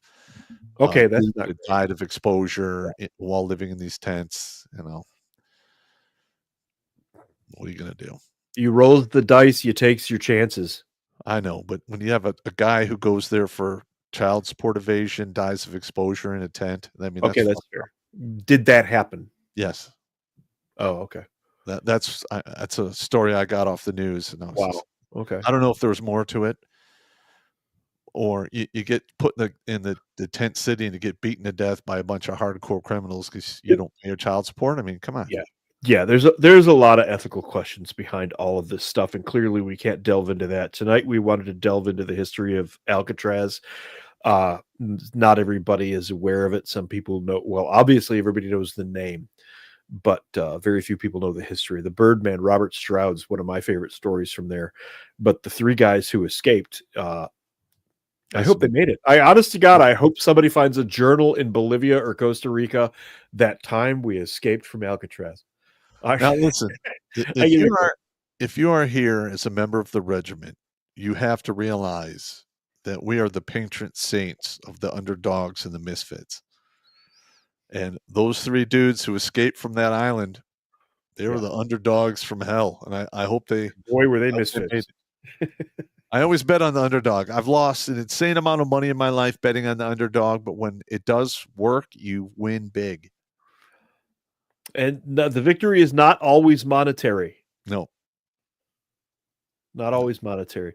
Speaking of non-monetary victories, Jimmy, would you like to commence with Los Super Chatos? Si, senor. Muchas gracias from Bolivia. Don't care what you gotta say. Whatever it is, it's probably lame. If you want some advice and need some help, oh, how about you go F yourself? Go yourself, oh, F yourself.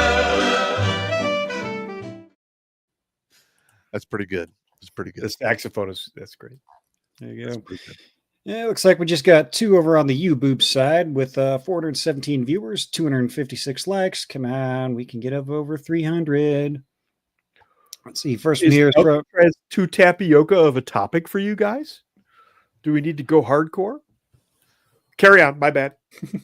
Let's see. Domestic 12 here with $10 says, my dad's friend was just fired, head of cardiology in a hospital, by Karen Quantahas, one of which did a protofars on wife on him, propositioned he was denied false accusations. Any advice for him? Yeah, if he's a doctor, he can actually have one, he has the resources for a huge lawsuit, and number 2, he should probably talk to some of the other people on staff and see if other people are upset about, because whenever something like that happens, it's never an isolated incident. Email that across to me. Email that, and we'll take a look. Yeah, because typically, if you have an HR that's fucking people up like that, they don't just do it one time. Yeah, exactly. They get a feel for it. They get a taste of that power, and they just keep fucking going. There will be a body count. Yeah. I cannot promise results, obviously, but if I can assist, I will. No problem. There you go. And Plains Warrior coming in with $5.56. Says, Pop, I got a buddy that needs the Jedi juice, but I couldn't find it on your website. Please Send help. me an email, redonkulas12gmail.com. In the subject line, say Jedi juice. I'll copy it and send it right to you. This isn't like when Belle Delphine was selling her bath water, is it? No. It's the Jedi juice. Okay. It's the anti-cancer diet regimen thing. Okay. There you go. All right, jump over to the Rumble side of things. MGTOW Mando, he wants the Band-Aid ripped off. Summon Beetledorf. Bolshevik. Greek! Bolsheviks. No, don't say it. Bolsheviks. No, please stop. Bolsheviks. It's showtime. Bolsheviks, baby. Everyone drink. Yeah. Hey, where's Digital Dave these days?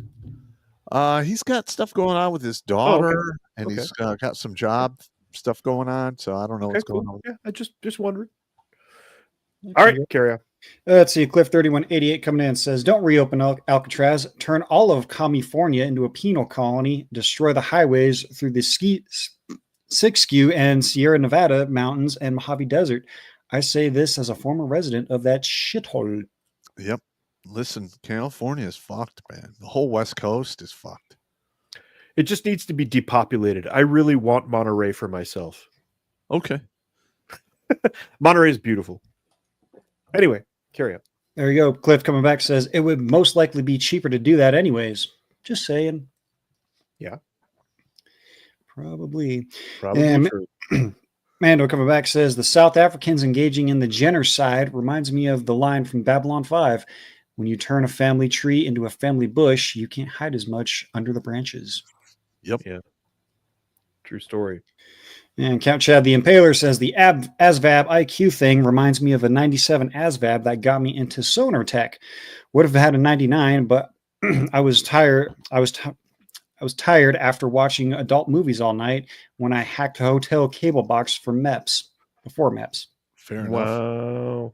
Not to be a dick, dude, but anything below a 110 and you can't get to the really cool stuff. Yeah. I aced my ASVAB when I was in the middle of 10th grade. Yeah, me too. There you go. Yeah, Tomahawk, he's got the same idea, says, to hell with Alcatraz. I want to see Escape from New York become a reality. I'm in. Yeah. Yeah. I'm in. Make me the warden. Yep. Just don't send Snake Plissken in. Actually, I like that movie. I heard rumor that Snake was dead. See, Mando coming back says, Dwarf, I know you don't have Blake's movie knowledge, but in space, no one can hear a feminist leftist. That's an Alien reference, and I may not have his extreme 23rd level Wizard of Movie Tree knowledge, but mine's pretty deep. Fair enough. Fair There you enough. go. Count Chad coming back says, my reaction to that family court judge that hates veterans would not be good. It would get me the death penalty. I'm glad I big brained my way through my divorce without that recourse. And that's I why- am seriously contemplating finding a way to get a message to this judge in a legal and above board fashion that does not involve violence. Well, what you can do is That says that the veterans of the regiment are watching you and knock it the fuck off, motherfucker. well, what you can do. You need about 15 guys to do this, Mhm. and you could literally bring down virtually every, family court or local judge.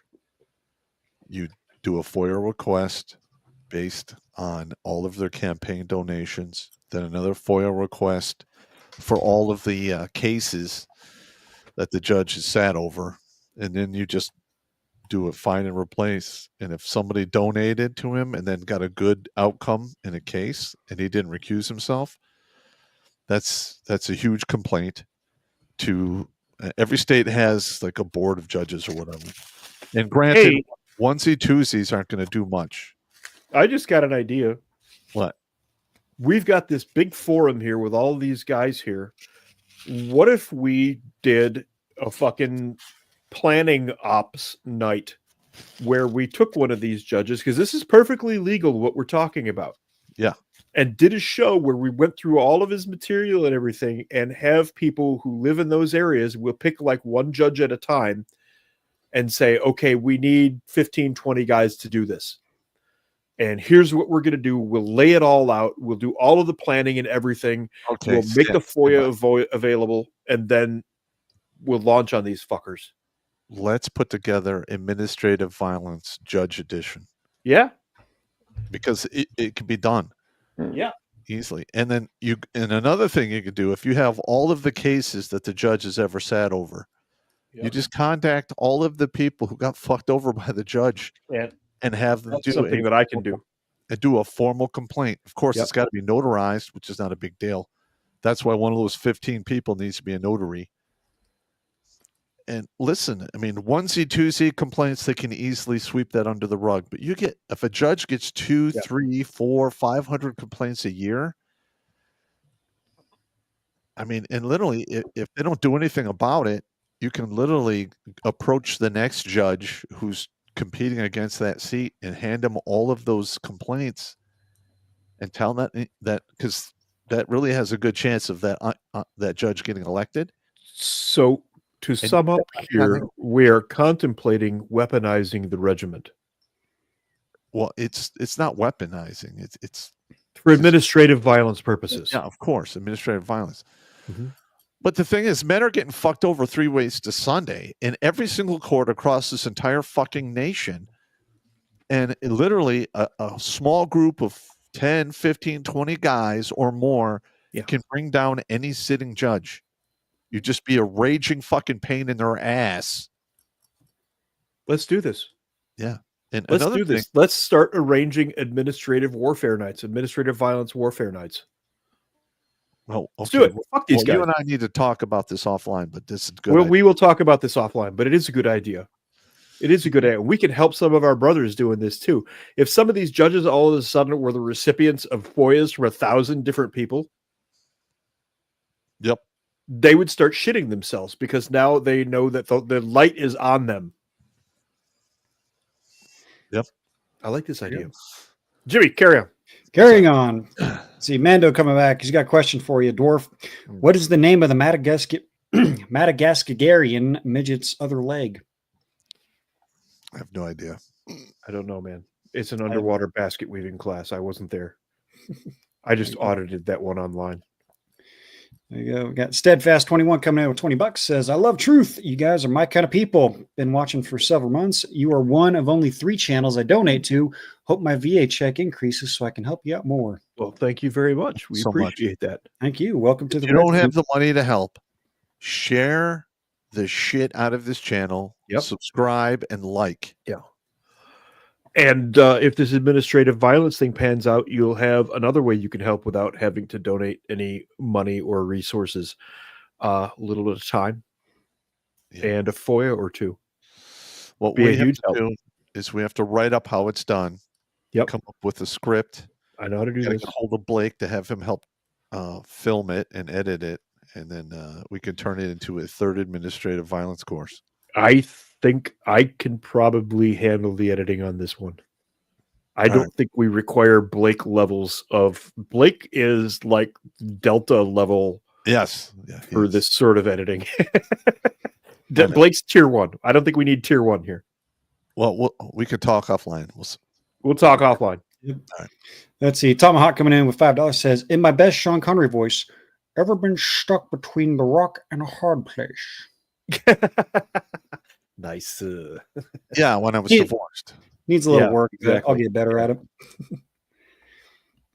All right, let's see. Next one here. Mando says, be honest, Jimmy, you were checking in on Dwarf and Nance. Oh! The new episode came out, so I'm sorry. I had to watch. No, it did not.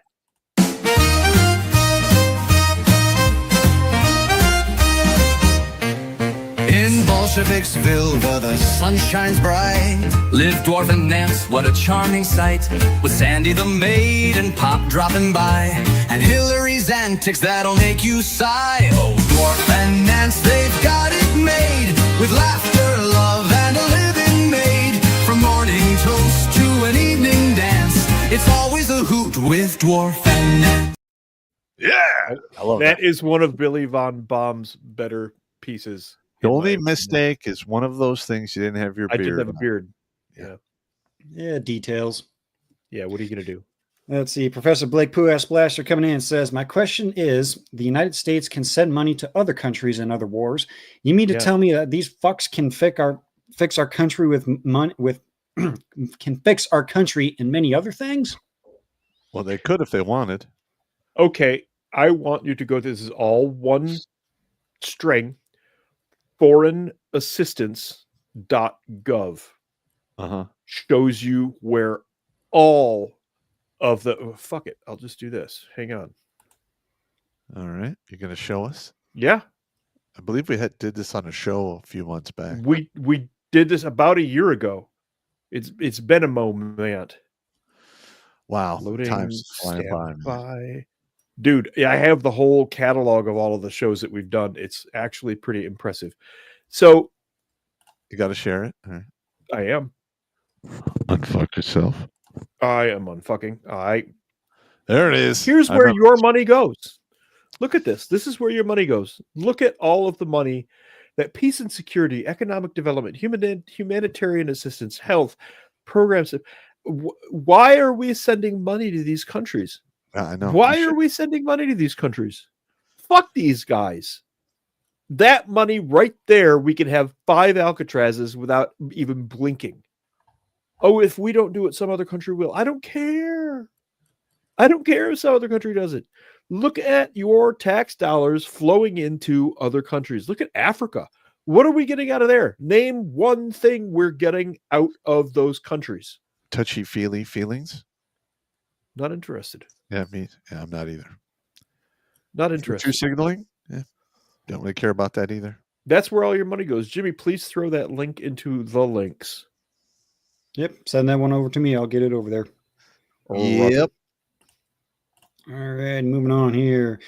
Let's see. Mando, what in the hell are you trying to say here? Jimmy, you have let Dwarf look at your arse. That would be the only reason he knows you have grass there. Homo suspicion point for one or both. What? I don't know. Apparently you said my ass has grass or something. His ass is grass or something. Yeah. His ass is, it's an old saying. My grandmother used to say that. Yeah. Your the ass full- is grass. The full phrase is your ass is grass and I'm the lawnmower. I never heard that part. I was Was always the- wondering yeah. about That was the full phrase. The minute I heard your ass is grass, Yeah, exactly. You unasked the AO. you're gonna have to catch me, motherfucker. Yep. See, International House of Whoop Ass coming in and says, I got a better idea for jails. Repurpose all the underground bunkers that the government built for the rich using our tax money. Those would probably be a lot easier to guard and a lot harder to break out of. All right, now let's You just just guard the entrances and let them let's have just talk about this digging of these so-called bases underground. Are there bases underground? Yes. Okay, I have been in 3. I know. Well, the rumor is there's alien bases underground and there's a monorail connecting them all that goes at Mach 1 or 2. No, I think that's just No fucking way they could do anything that big and keep it that much of a secret. I'm Yeah. sorry. Yes. You're not doing it. Do we have underground bases? We absolutely do. I've physically been in 3 of them. Mhm. There's one in Hawaii at Kunia. It's called the Hole. Never heard of that one. That's fine. You didn't have The Hawaiian Hole. Yeah. That sounds like an Urban Dictionary thing. I don't want to know.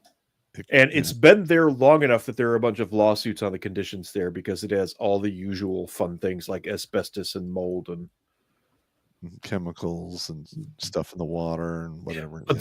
One of the cool underground bunkers I got to see was the Rock Special Operations Command has a bunker at Tegu, and the general who had it built was a Star Wars fan, and I shit you not, the control room where the 3-star who was in charge of their soft stuff sat was a replica of the Star Trek bridge from Really? Yes. That's pretty cool. From Star Trek Next Generation. All right. Yeah, their command and control center was literally a replica of the Star Trek bridge. It was like, are you kidding me? Come on, you guys. That's awesome. I really like Star Trek. Nice. And Professor Blake Pooh Ass Blaster, he's got a couple requests here. Uh-huh. First, he wants to see the 2 lovebirds, Battle Dwarf and Hillary.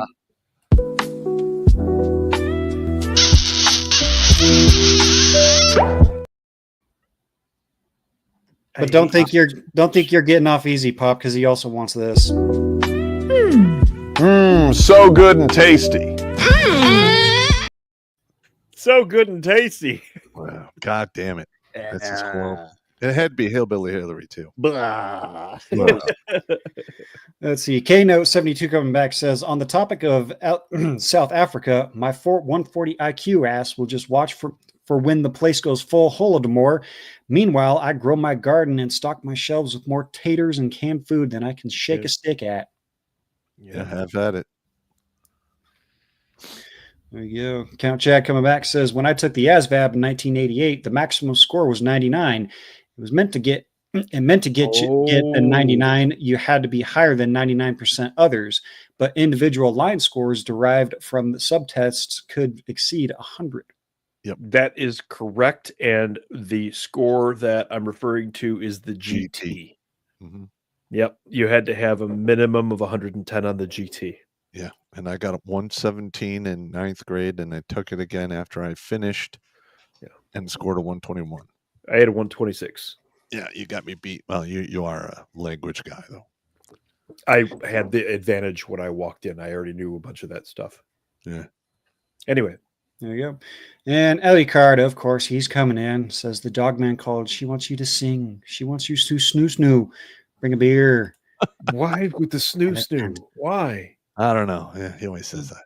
Death by snoo, I say. It's better than death by singing pop.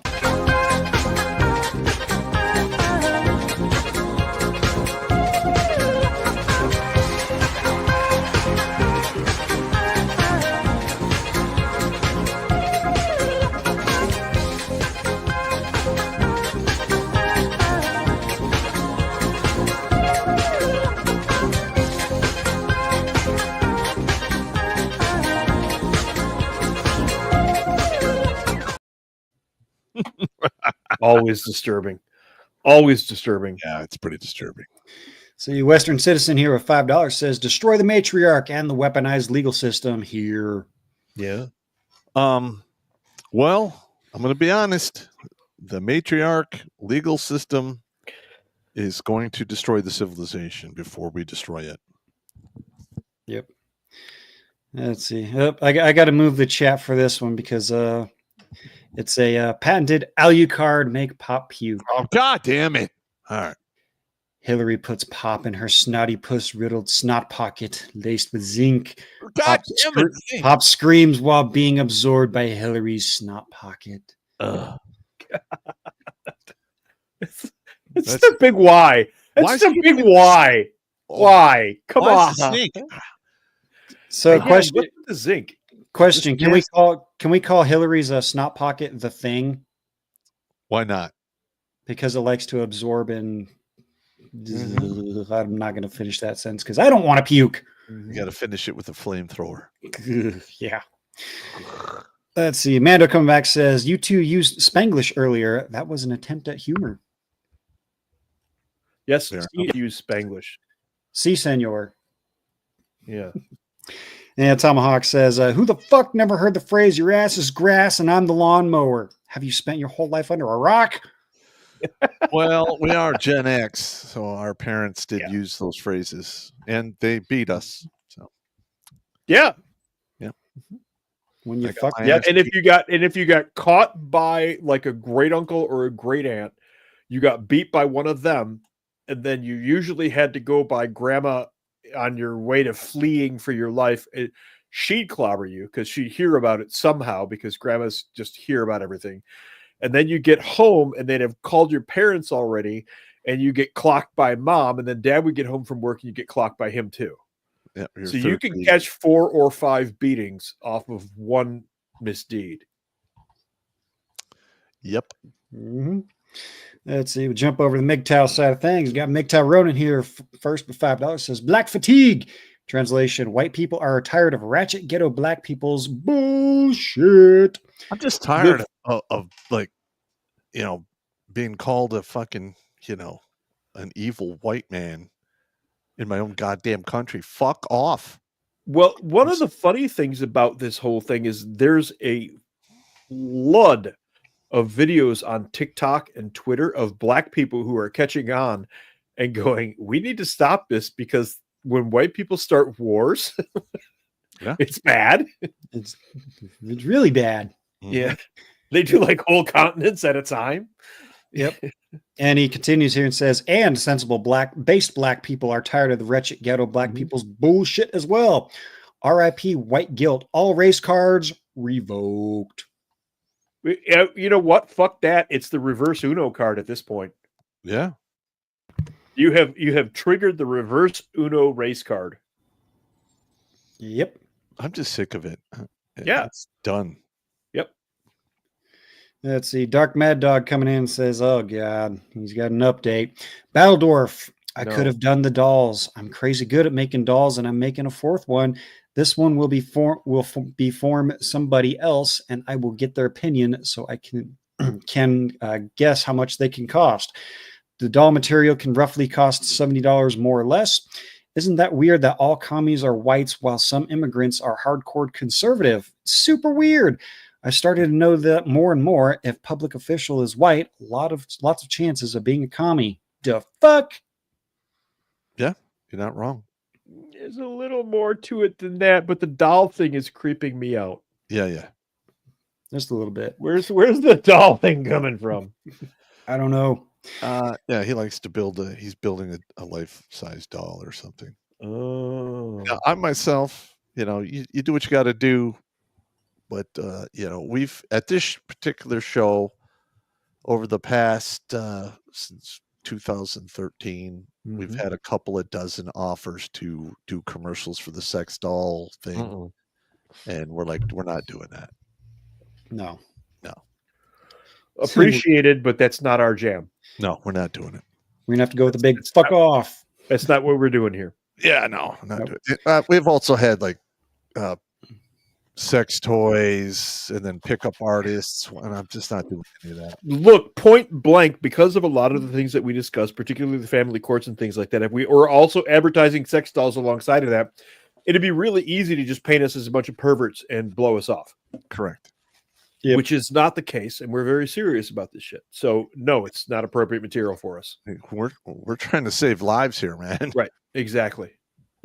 Yeah. Yep. Let's see. Last one here on MGTOW says, from MGTOW Run, it says, hey, gents, Battledorf, the Bolsheviks drink tactic of releasing criminals into society is this to terrorize and wear out the citizenry to forfeit our 2A rights in order to allow the Bolsheviks drink into martial law.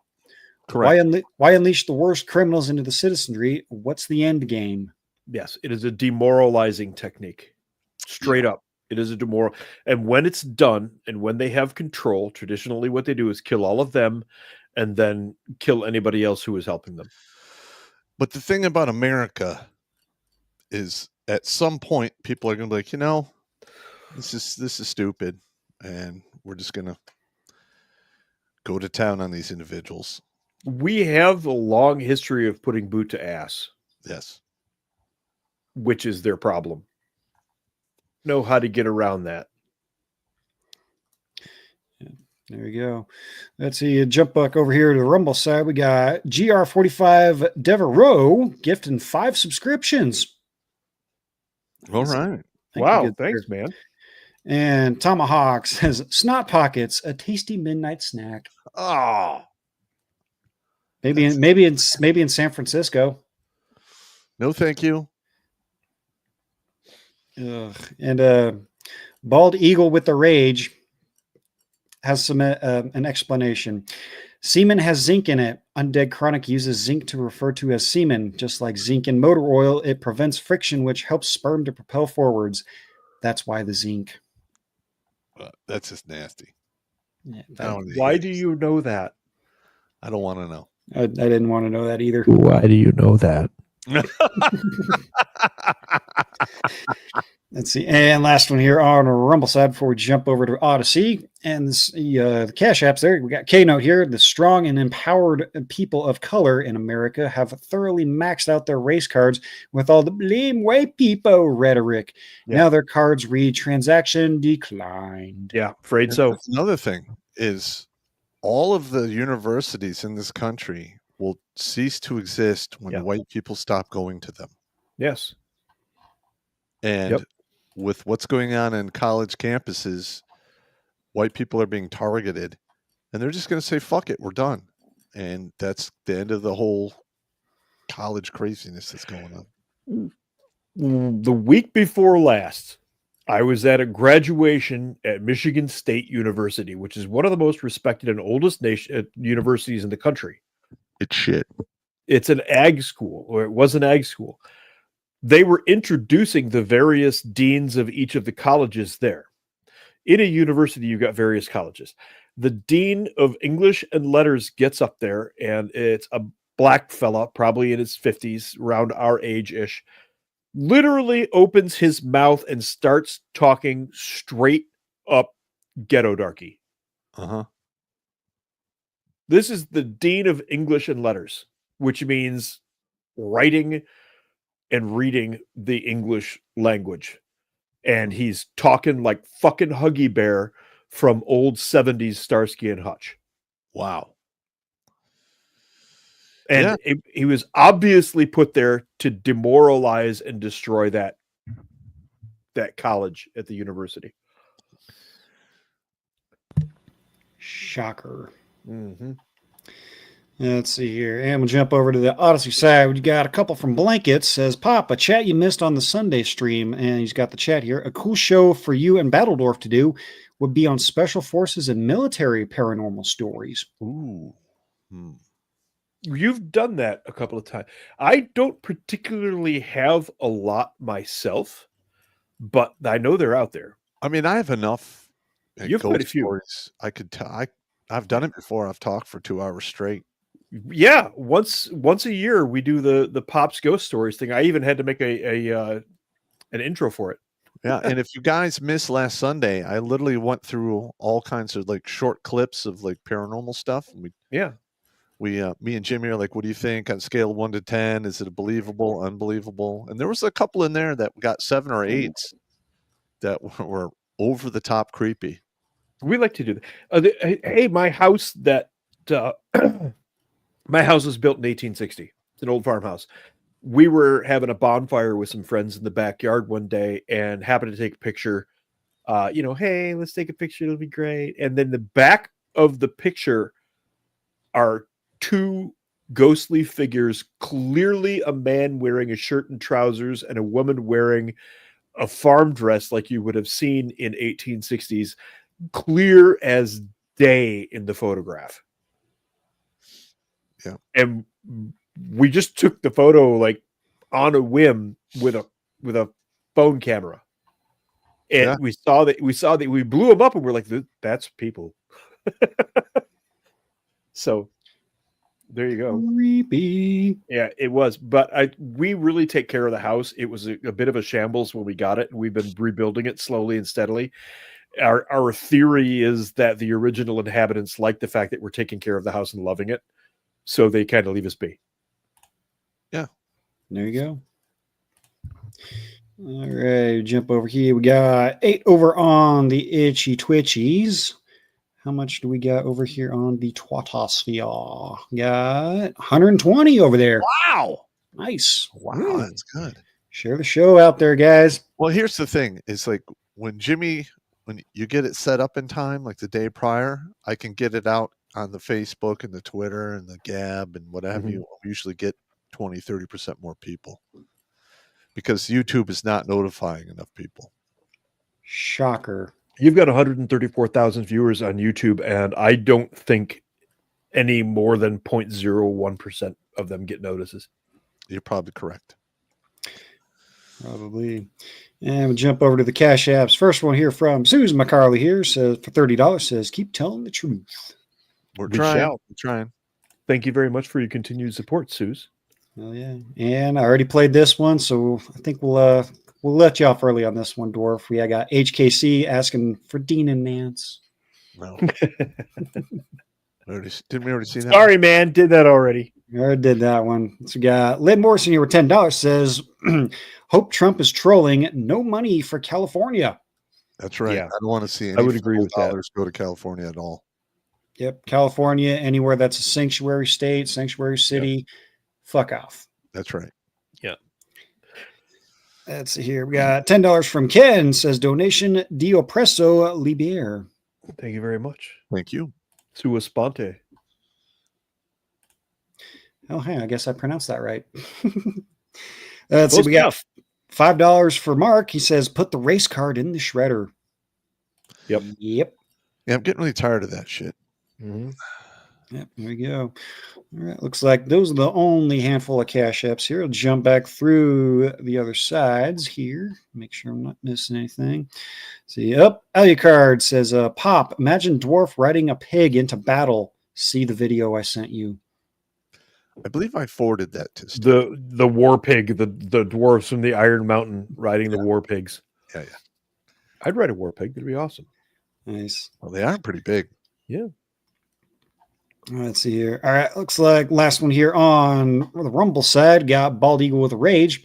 Says Undead Chronic is a biologist, so when YouTube started censoring him, he got creative, like the word Minecraft or other my favorites. Flag it. They can't censor regular words. Oh yeah, that's fair. Yep. You know the bundles of sticks. The British Sure. cigarettes, Yeah, Yep. exactly. the business lips. Let's see. All right. Yep, gentlemen, that looks like we'll run through. Yep, that looks like it for the night. So, Pop, we're ready for the safety briefing. All right, everybody. Safety briefing from First Sergeant retired Terrence Pop. All right, don't drink and drive. Don't drink and swim. It's not going to work out for you. If you absolutely must fornicate, wear a condom. Take it with you. Flush it down the toilet, and watch it go all the way down. Why? Because women are sneaky bitches, and child support does last 18 to 21 years. Rack up, pack up, and stack up, because there's always safety in numbers. Maintain your situational awareness, because if you're going to be attacked, something in the environment will have changed, and it's up to you to see it. And last but not least, I'm sick and tired of throwing you guys in the dirt because you're taking a permanent solution to a temporary problem. Play the long game. No one knows what tomorrow holds for you. Okay? Stay in the fight. And if all else fails, live at a motherfucking spite. And just remember, I'm rooting for you when you win all of those battles that you can never tell anyone about. Boom, beer me. There we go. So, you got anything? Yeah. Matter of fact, I do. More and more, I'm liking the idea of weaponizing administrative violence and bringing the regiment together to help other brothers out. This is a real opportunity for us to help one another. If we can pull this off, we could actually start putting these judges on notice, especially for those of you who are currently stuck in bullshit family court situations. We have nothing to lose by giving this a shot, that's for sure. And it's completely legal. It's completely above board. There's nothing they could really do about it, especially in the case of guys like me and Pop, where our kids are aged out. What are you going to do? Come after me for child support? Have a good time. Well, we could. I mean, technically, that's why you got to have 10 to 15 people, because a judge could target one or two people and make your life a living hell. But any more than that, especially if they're not involved in any cases or anything, it becomes a really big stretch. Yeah. I mean, if you guys out there and the viewer land are willing to participate in this, raise your hand, man. And I think it's going to be more than 15 people. Just a hunch. Well, I'm just talking about like 15 people in a county. Like in Oakland County, you have 15 people actively going. Okay. I think we can arrange for this. Yeah. I think we can do this. Yeah. I think we can do this. Because there's guys out there who have been fucked over by the system who are just waiting to get a piece of some judge's ass. There is no reason in the world that veterans from all over the fucking country can't all chime in to defend a veteran, first of all. Yeah. There are no laws that prohibit somebody from another state in participating in something like this. I happen to know this. There might be a reason I know this. Probably because my own case spanned 4 fucking states. Yep. Fun times. Well, ladies and gentlemen, as you all know, my spiel. And on over, get yourself some swag. And Blake did tell me he's working on a new image. And if you went to a certain university, well, you can suck a dick. It's gonna be awesome. Again, mouse pads, hats, shirts, drinkware, koozies, anything that your heart and your cold black dead heart desires is probably there. Check it out. Is there cootie juice on those dishes? I cannot confirm nor deny that. Yep. But also, don't be late to the show because, well, everybody in the regiment gets fucked with. So, well, here's me and Rosie.